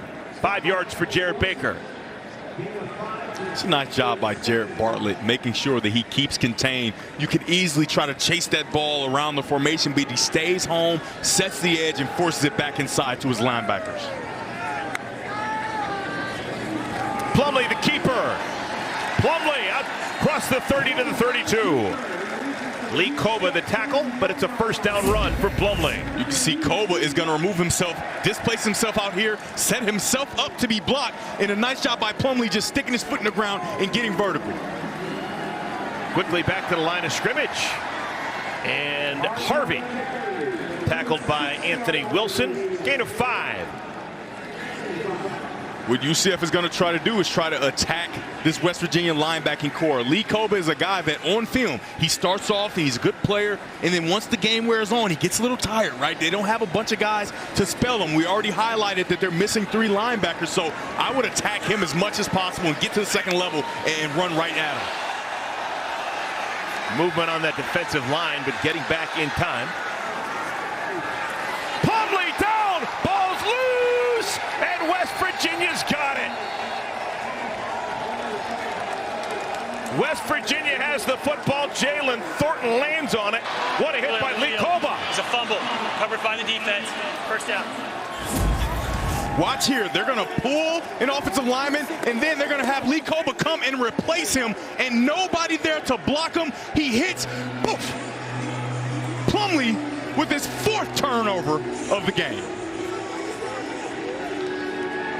3 interceptions and now a fumble by Plumlee.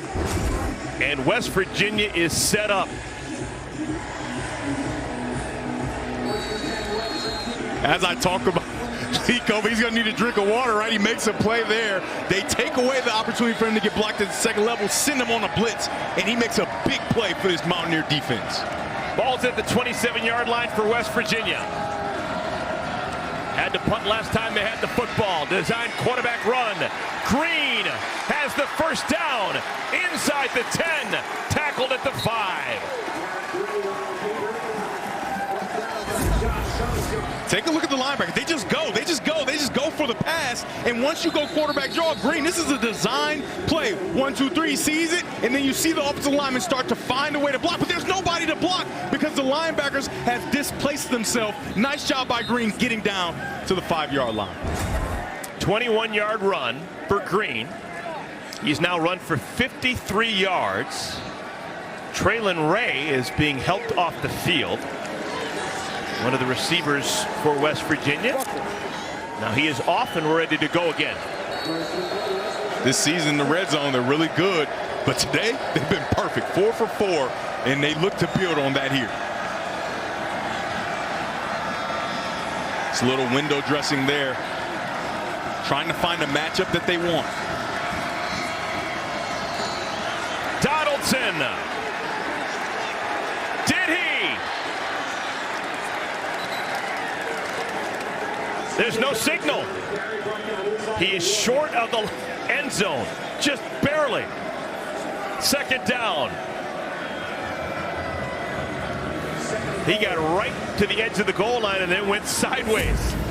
The matchup they wanted is out here. Moving these guys, double team, and allow Donaldson to find his way through. It looked to me like he crossed the plane, and they're going to take a look.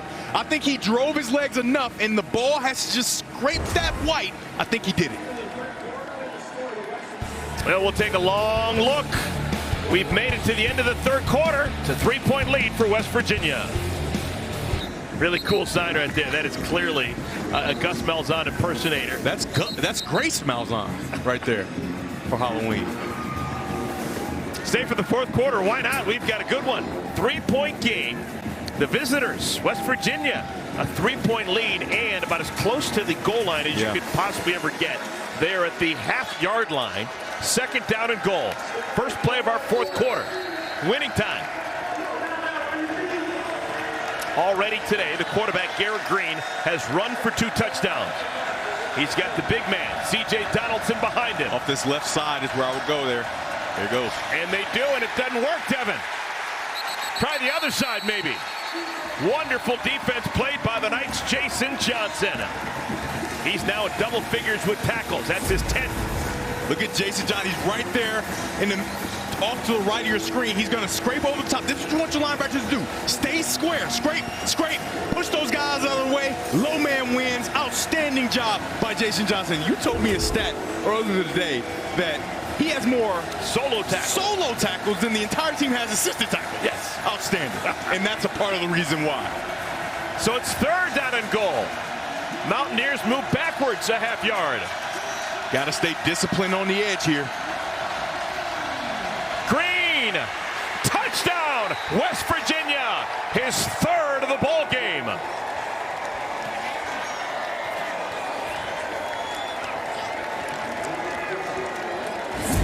You're at such a disadvantage for Malachi Lawrence on your left side. He has to come down. He has to try to stop the run, but when he comes down, he just doesn't have enough speed to get out there and stop Garrett Green. He slips down. Garrett Green in the end zone again.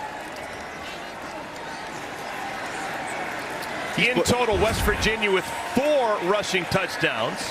Green with 3, Jaheim White with the other. And now an extra point to make it a 10-point lead once again.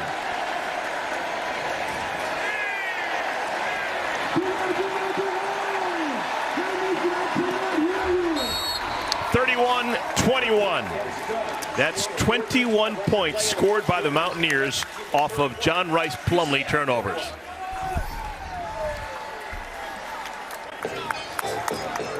.12 remaining in our fourth quarter. Now, still plenty of time for UCF, but they just got to stop shooting themselves in the foot. Yeah, not only the turnovers, we show the graphic with the penalties.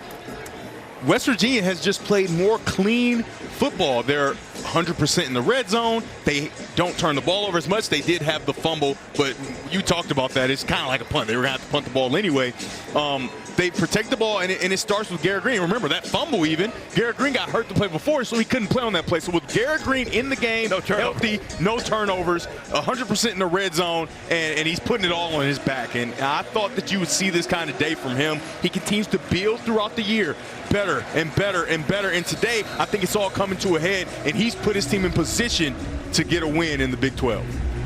Yeah, the numbers aren't just absolutely spectacular. 136 passing yards, 54 rushing yards, but he has made every play he's needed to make. 100%. He's in complete control is what I like to call it. He's in complete control of the game. Whatever his team needs, he's giving it to him. And he doesn't get stats for playing without the ball, where he affects the defenders and allow his teammates to get outside or get inside because they're worried about what Garrett Green can do with the ball in his hands.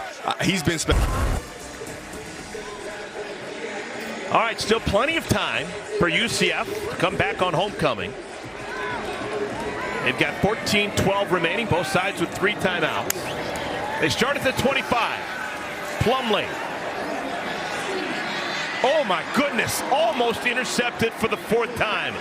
He had a man open, looking for Kobe Hudson, just didn't have the oomph to get it there. Yeah, the ball just kind of hung up there. You can see they went double move, but the safety's trying to fly over the top.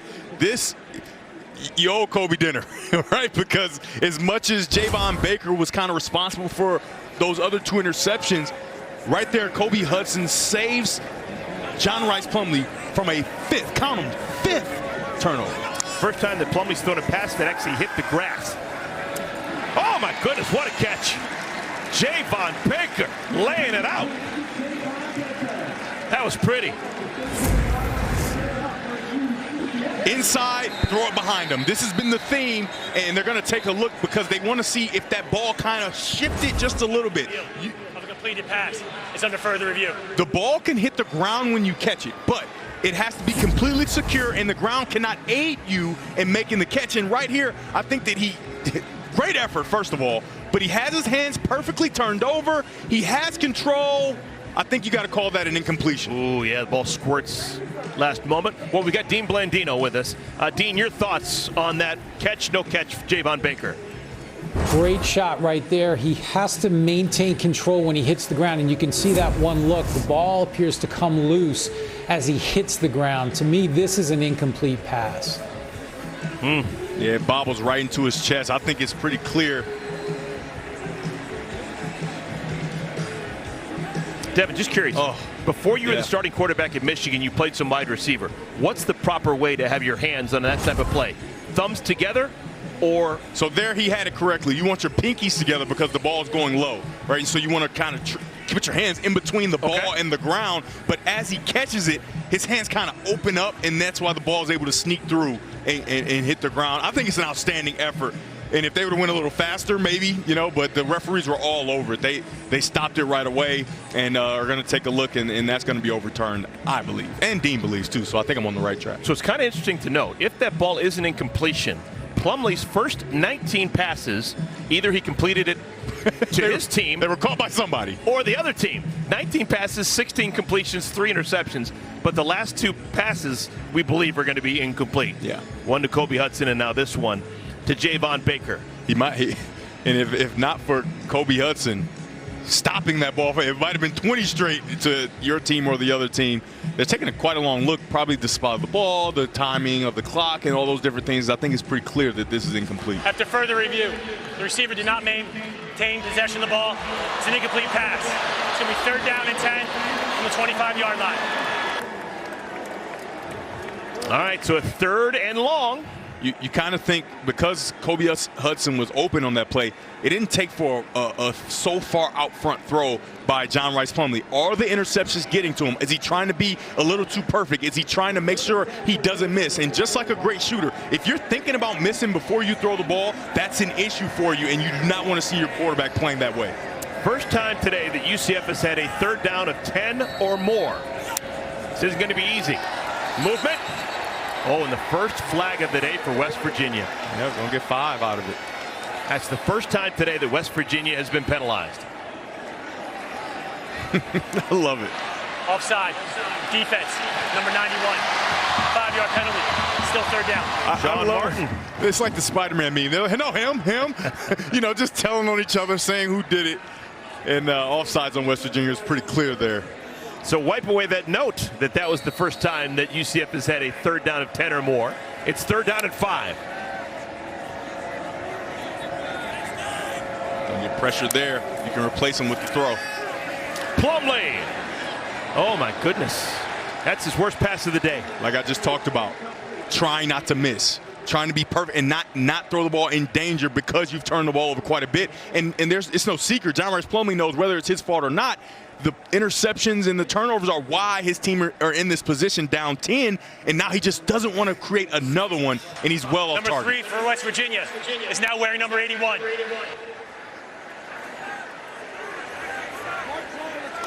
First punt of the day for UCF. Mitch McCarthy, welcome to the ball game.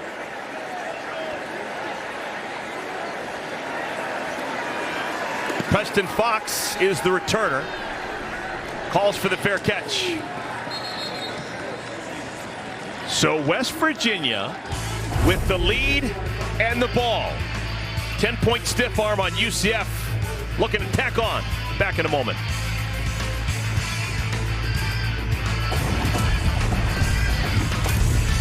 In the building. Some people aren't even wearing shirts. 82 degrees. Late October in Orlando. And hotter than a pepper sprout has been Garrett Green on the ground today, Devin Gardner. 3 rushing touchdowns. Woo! We're talking royalty. Most for a West Virginia quarterback since the great Pat White. My former coach, Rich Rodriguez, having Pat White fly all around. And since we're on with Rich Rodriguez, Rita Rodriguez's wife, great dip. Oh, man. Queso! I've actually had Rita Rodriguez's queso before. The dip is second to none. Who knew? Look at this. Wonderful run by Jaheim White. Down to the 30. This guy is Quicksilver. You cannot wrap him up. It's a nice job. He just gets that inside zone that we've seen all day. Gets downhill, finds his way and bursts through the hole, sticks that left foot in the ground and gets outside, and they can only reach and claw and scratch to try to get him. If you squint a little bit, folks, he looks like Steve Slayton. That was a 32-yard run for the true freshman White. This one a little bit more modest, but they're already in field goal range. Remember, they're up by 10, and we're going to go under the 13-minute mark. Fourth quarter action, West Virginia trying to snap a 2-game losing streak. UCF still looking for their first Big 12 win. After 3-0 start in non-conference play, they've lost 4 straight Big 12 games. And they're in trouble right now. They love attacking off this left side. Fake the pitch. 3rd down.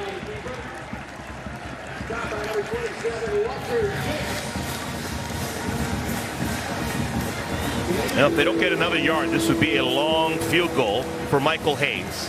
And this Jason Johnson, number 0 in black, is a tackling machine. He is everywhere. All right, they've had a lot of success with that fake pitch, allowing the quarterback to find his way through, but Jason Johnson is having none of it. Taking a look at Jaheim White. He's carried the ball 8 times for 83 yards. It's very impressive for the young guy. They talked him up, and they were not lying. Oh, they trust White here on 3rd down and 4. And he stopped short of the line to gain. This is going to be interesting. What do you do on 4th down, Devin Gardner? I think your defense is playing well enough that you take this to a field goal. You kick the field goal, but because they've run the ball so well and you have such a dynamic quarterback with his legs, I'm not mad at this opportunity to go for it and try to continue to keep that pedal on the metal and bury UCF. They're going to go for it. It's 4th down and 2. They better hurry. There is 10 seconds on the play clock. They may even call a timeout. You got to be on the same page here. Hard count is also an option. And the whistle, is that going to be a timeout? Yep. West Virginia, First charge. Neil Brown taking it upon himself to just make sure that they didn't go backwards 5 yards. First timeout for West Virginia. 4th and 2 when we come back to Orlando. Welcome back, everyone. Homecoming weekend in Orlando. UCF down by 10 to West Virginia. It's a 4th down and 2. West Virginia using their first timeout of the second half to make sure they're all on the same page.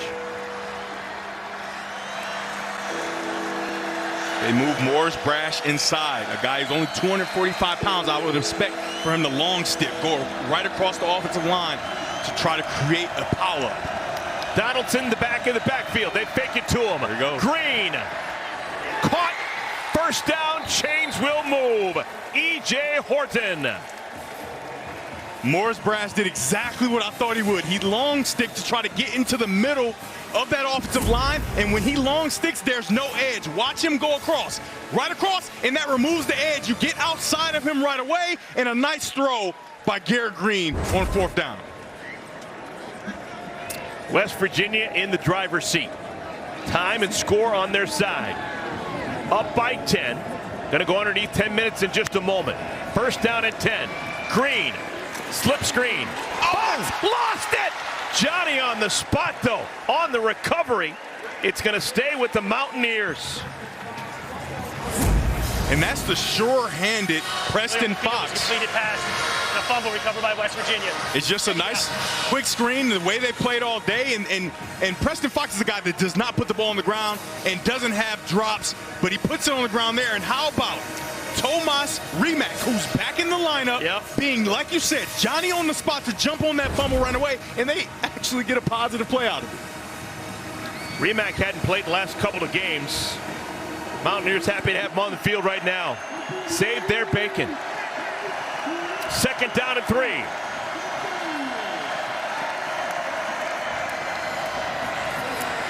Miss an easy touchdown. C.J. Donaldson, untouched, waltzes into the end zone. And it's the largest lead of the ball game. Again, Walter Yates, he's down to the left. He goes wide. You can't go wide because you create a big hole, and it's essentially the same as cutting inside and taking away the edge. You open up this big cavity, and you allow Donaldson to walk in the end zone. 7th rushing touchdown of the year for the Miami native. And the lead is 16 with the extra point coming. Mountaineers are still perfect in the red zone. 6 for 6.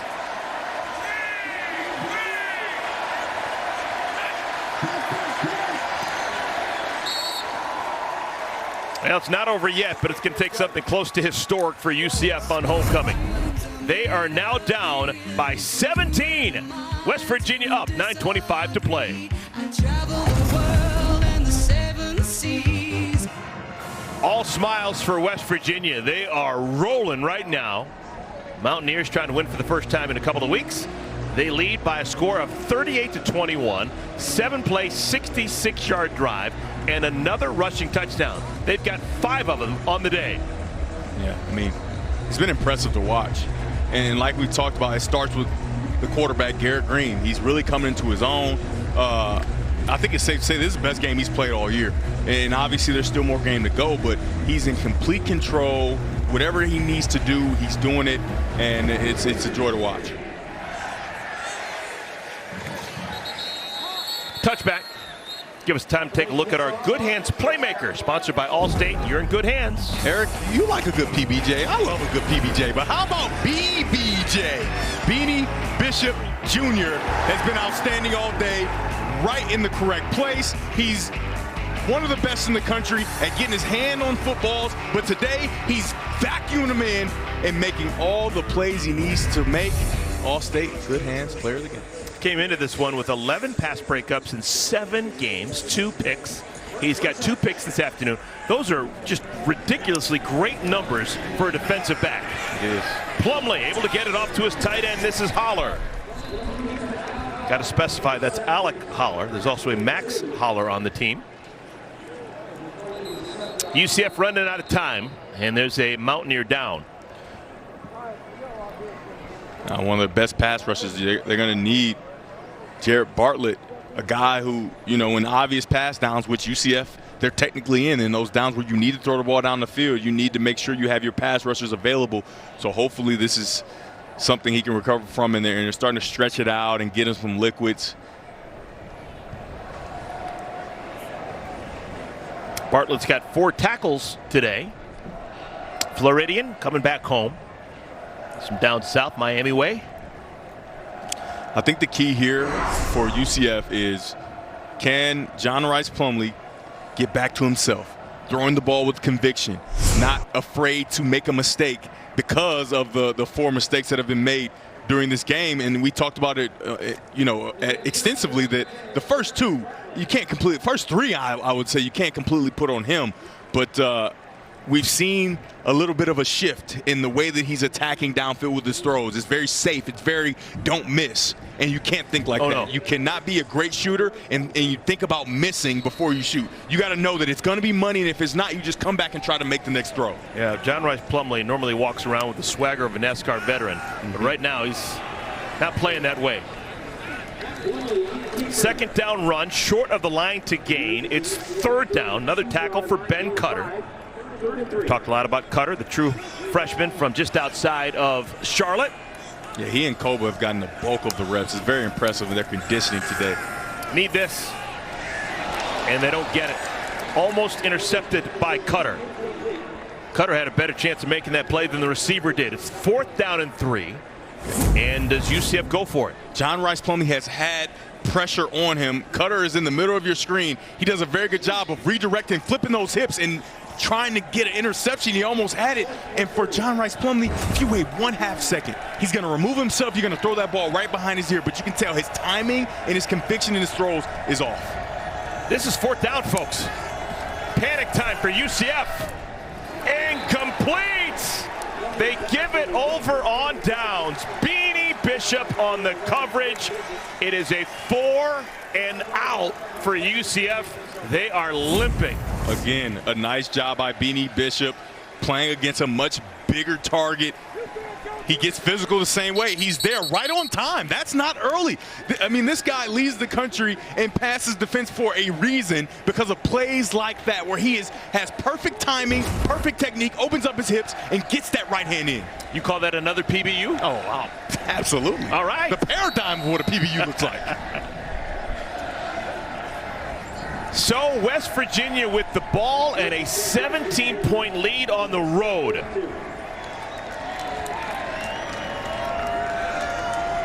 Ball's at the 31 to begin this drive. They put Gallagher in motion. Green. Oh, my goodness. Green took a shot. Absolutely drilled by William Wells. He's going to feel that one on Wednesday. This is where Green has to be smart. Chuck this ball in the 4th row. Right? It's not there. It's not there. They got us beat on this one. Chuck it in the 4th row. Don't take shots like this. That's a rib shot. A nice job by Wells. Yeah, Green's not huge. 5'11", 200 pounds. Yeah. He took one for the team. And the incompletion stops the clock. I don't know why they're getting cute. Basically, UCF gave them the game by going for it on 4th down, this part of the field. Run the football.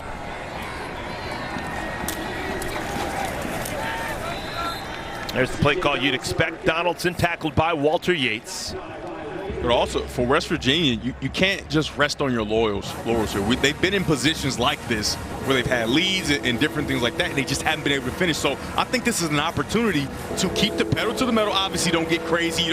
But I think the play that they called was a safe play. Get them on the edge, try to throw a little quick throw to the outside. I think you continue to play the way that you played during this game so you can feel how it feels to finish, something they haven't been able to do to this point in the season. 17-point lead.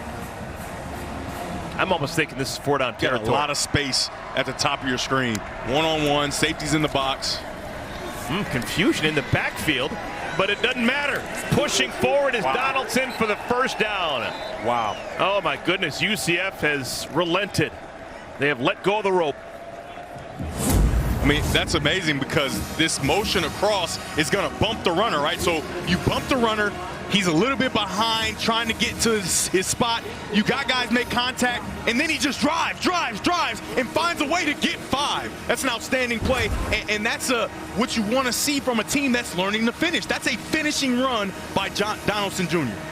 7th trip to the red zone. So far, West Virginia 6 for 6 in scoring once they get to the red zone. Donaldson. High load, but not before a gain of 4. Clock continues to move.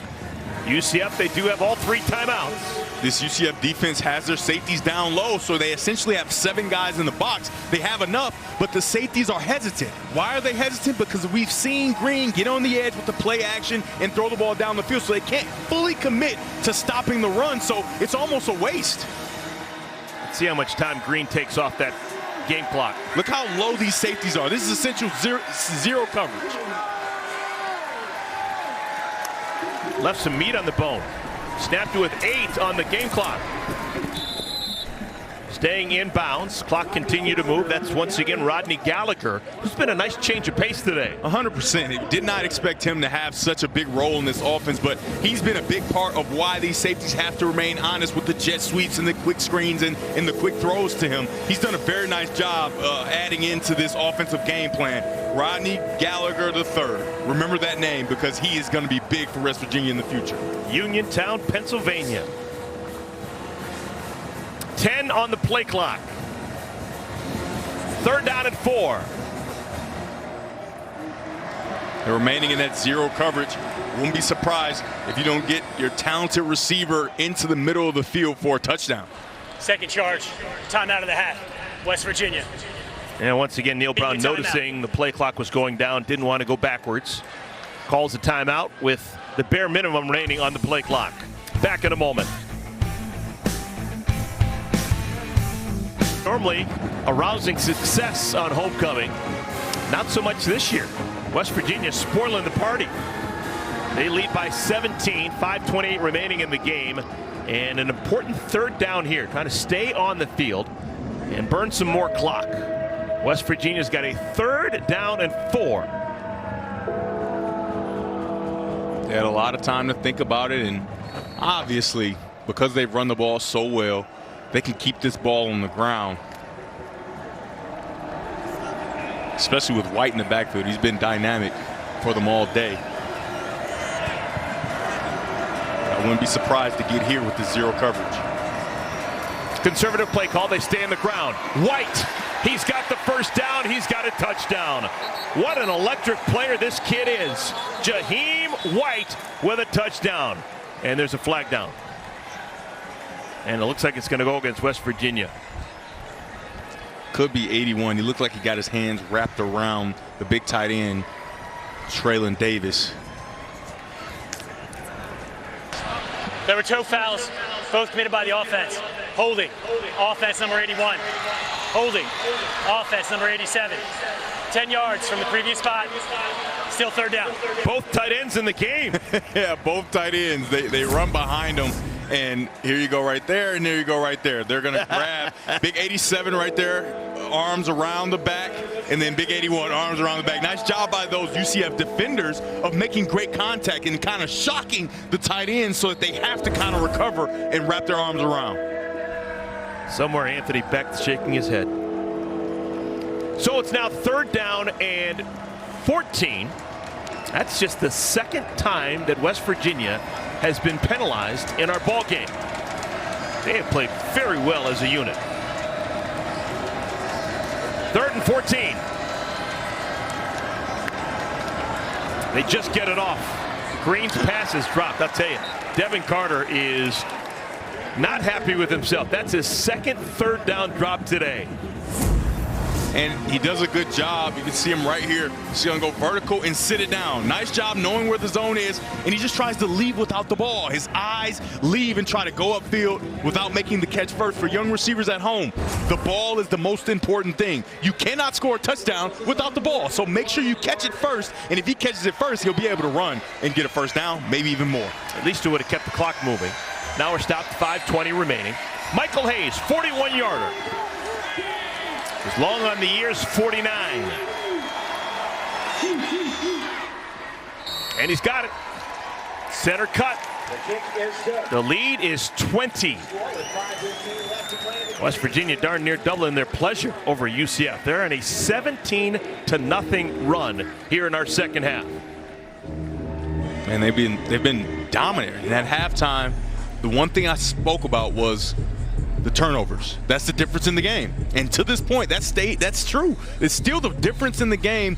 John Rice Plumlee has turned the ball over 2 more times here in the 2nd half, and it's put West Virginia at a huge advantage, and not to mention the penalties as well. The penalty yardage is much more in the favor of West Virginia. And Garrett Green, he's a story of this football game. He's been outstanding. 211 total yards, 3 rushing touchdowns, 7 for 7. Count it, 7 for 7 in the red zone, Eric. And Neil Brown, it's been a difficult last couple of weeks for him personally, trying to get through this 2-game losing streak and just losing in excruciating fashion. Remember, they lost on a Hail Mary against Houston. They lost in the 4th quarter, just giving up a ton of rushing yards to Ollie Gordon and Oklahoma State last week. But we talked to him, and he was focused. Eyes on the prize, knew he had a team that was capable of winning and doing good work. All right, we'll have a return. R.J. Harvey. And let's keep an eye on that huddle for UCF. Who's going to come out of that huddle and be the quarterback? Is it still Plumlee, or maybe did they bring in Timmy McClain?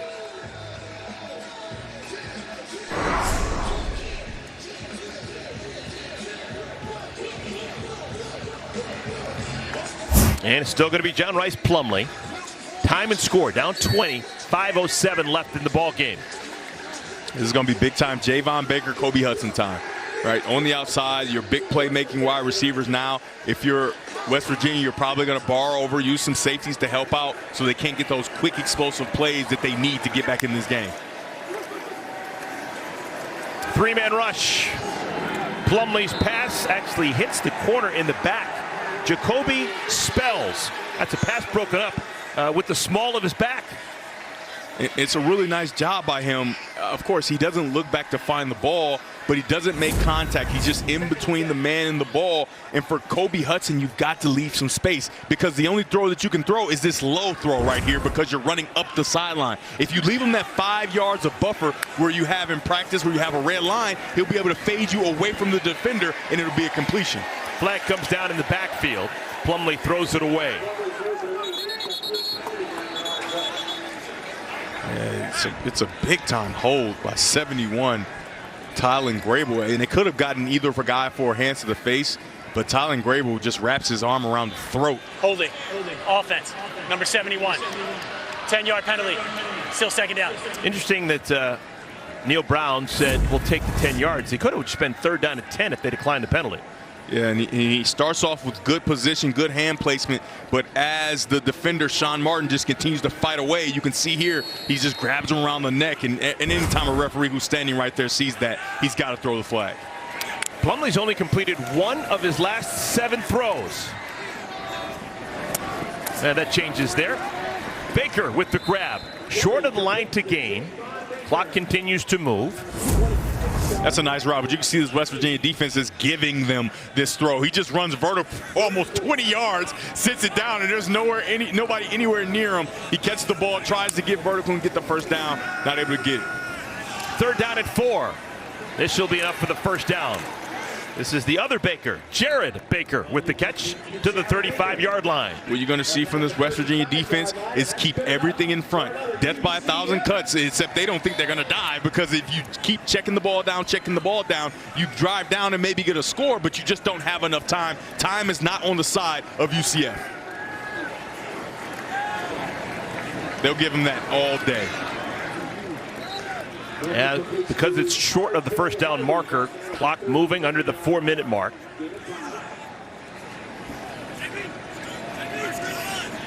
First time these two schools have met since 2004. Just the third all-time meeting. UCF has never defeated West Virginia. Another pass underneath. Right at the line to gain. So it's first down.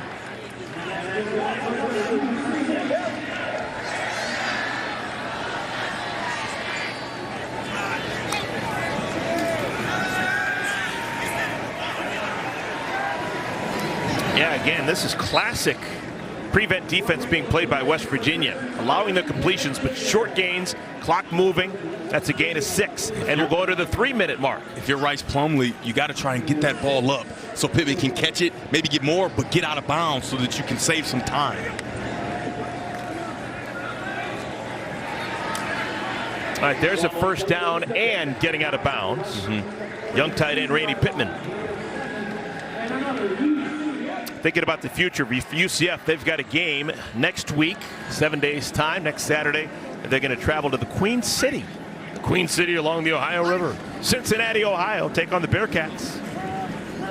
First time you can ever call that a Big 12 matchup.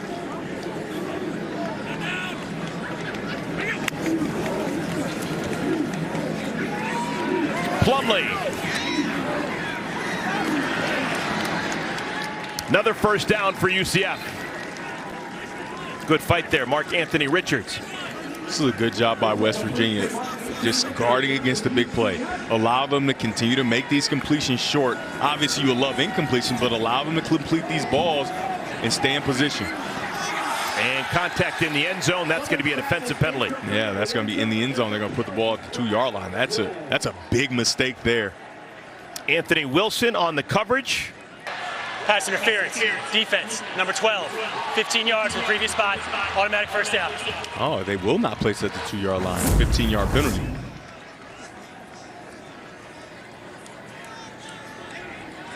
Yeah, I mean, slaps him right across the face there. It's about as clear as it is for a pass interference call. Corey,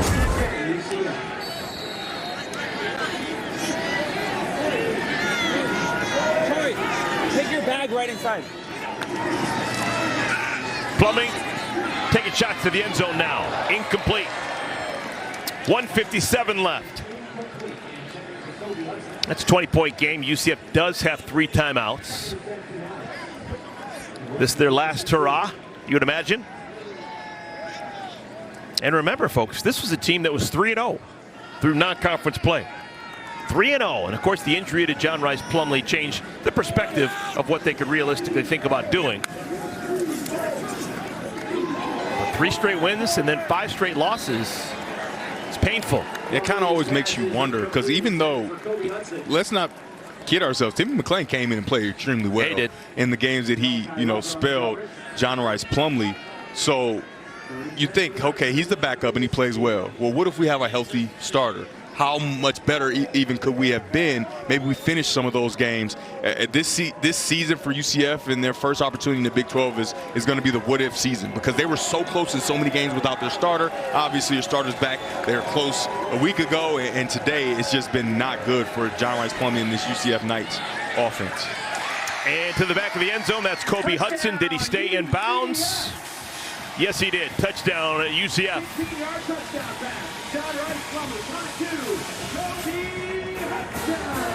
So something to smile about late here in Orlando. Comes way across the formation and ends up, I don't know. You're going to take a look at that. It would be, is that right foot still on the ground once he catches it? Because the left foot is clearly off. Yep, I think he did get it dragged there. That's a nice job by Kobe Hudson.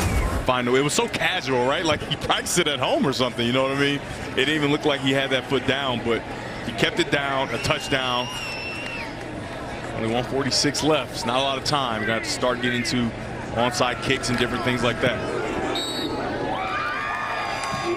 So it's now 41-28. Second receiving touchdown of the ball game for Kobe Hudson.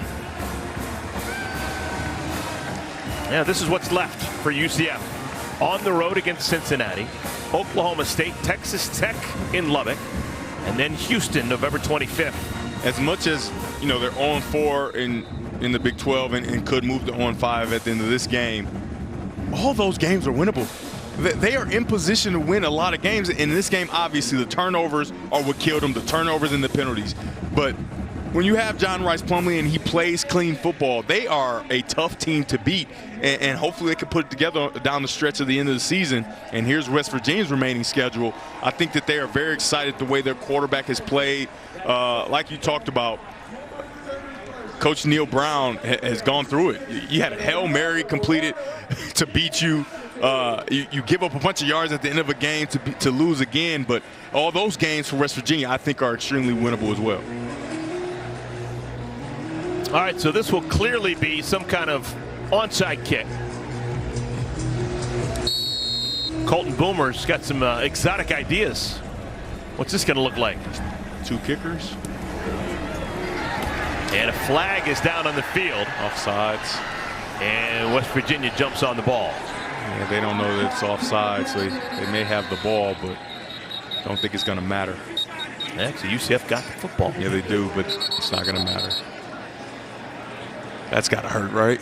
Because now you give yourself a chance, but you're offsides and tough.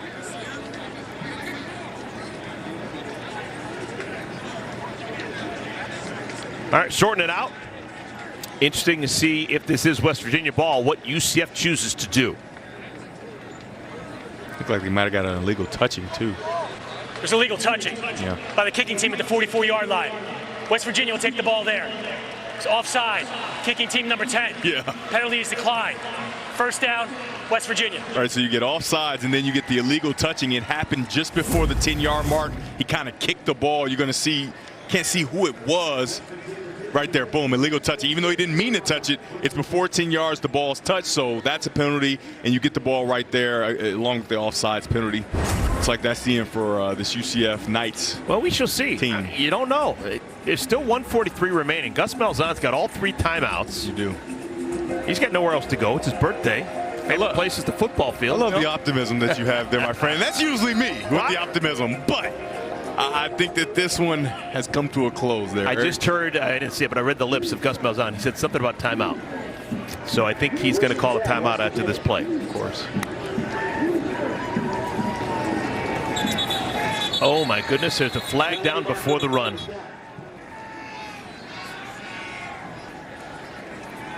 I can't imagine what this would be. Delay game. False start. Oh. Offense. Number 87. 5-yard penalty. Still first down. Man, these referees in their eyes, they must have really good eyes, because I did not see anything that would warrant a false start penalty there. Tight end Colt Taylor. He's had ups and downs today. Yeah, here he is up here. Let's see. Oh, goodness, yes. He did. He's trying to cut off that defensive end. He did move. 1st and 15. Donaldson moves forward. And now all eyes on Gus Malzahn. And UCF does use First that charge, time out of the half. UCF, 30 seconds. So Gus still believes. 1:38 remaining. Me, on the other hand. Well, you know, stranger things have happened. We've seen it in the world of college football. Some strange things. And West Virginia's got to feel really good about themselves. Offense, even without a touchdown pass, you don't see very frequently in the FBS world these days when a team can put 41 points on the board and do it all via the ground. 5 rushing touchdowns. Yeah, it's very impressive. And Green, his passer rating, it's not great because he hadn't thrown a touchdown pass, but as a passer, as a runner, he's been dynamic today, and I'm coming away from this game extremely impressed with the quarterback Garrett Green for West Virginia. 2nd down and 9. No reason to do anything except for run the football. And Donaldson, this will ice it. Donaldson down to the 10. So West Virginia able to run the football when they need to. That's going to get Donaldson over 100 yards on the day. 121 yards for C.J. Donaldson. 32-yard run.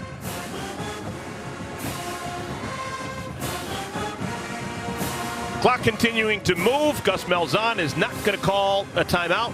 He's going to go to his birthday party tonight with those 2 timeouts remaining. And West Virginia is just going to take a knee. And we'll have to snap it one more time. And then this one will be in the books. West Virginia has never lost. 2nd charge. Time out of the half. UCF. Oh, my goodness. All right, so UCF's going to use that timeout. Very rarely do you see someone take a knee, victory formation, and the other team still chooses to call a timeout. But why not? I got nowhere else to go. Let's keep going. I love it. 41-28 is our score. UCF still with 1 more timeout remaining. Just doing the math in my head, Devin. UCF takes another knee. They call an immediate timeout, 50 seconds left. That's all over but the shout. Yeah, it's rough. Because you can see the potential in UCF. You can see how they can be a dynamic team in the Big 12, but they just haven't been able to put it together. And today you thought they might put it together and even looked like it early. But, you know, the turnovers, and I just want to reiterate that in the beginning, John Rice Plumlee, he throws a pass. That's a good pass. It should be caught. It popped up in the air. It's intercepted. Yep. The next interception, I believe, the receiver falls down and it hits the guy in the chest. The next one was he gets hit while he's throwing the ball. The ball pops straight up in the air. Now, some would say some his fault on that, some not, but, you know, it's a tough play. Next play is receiver falls down, hits the guy in the chest. That's all tough. But then after that, and I always talk about this with quarterbacks, even if those interceptions aren't your fault, you know you threw him, right? And so you play the rest of your game, and it's in your head. And I think it was in his head just a little bit. But Garrett Green is the story today. Outstanding on the ground with his arm, and Neil Brown gets a win. Much needed one. West Virginia, their 2-game losing streak is over. For UCF, they lose on homecoming, and their losing streak now runs to 5 in a row. Tough days right now for the UCF Knights, and that's going to do it. Final score is 41-28. West Virginia defeats UCF. From my partner, Devin Gardner, I'm Eric Collins. We'll get you to the conclusion of Oklahoma and Kansas after this break.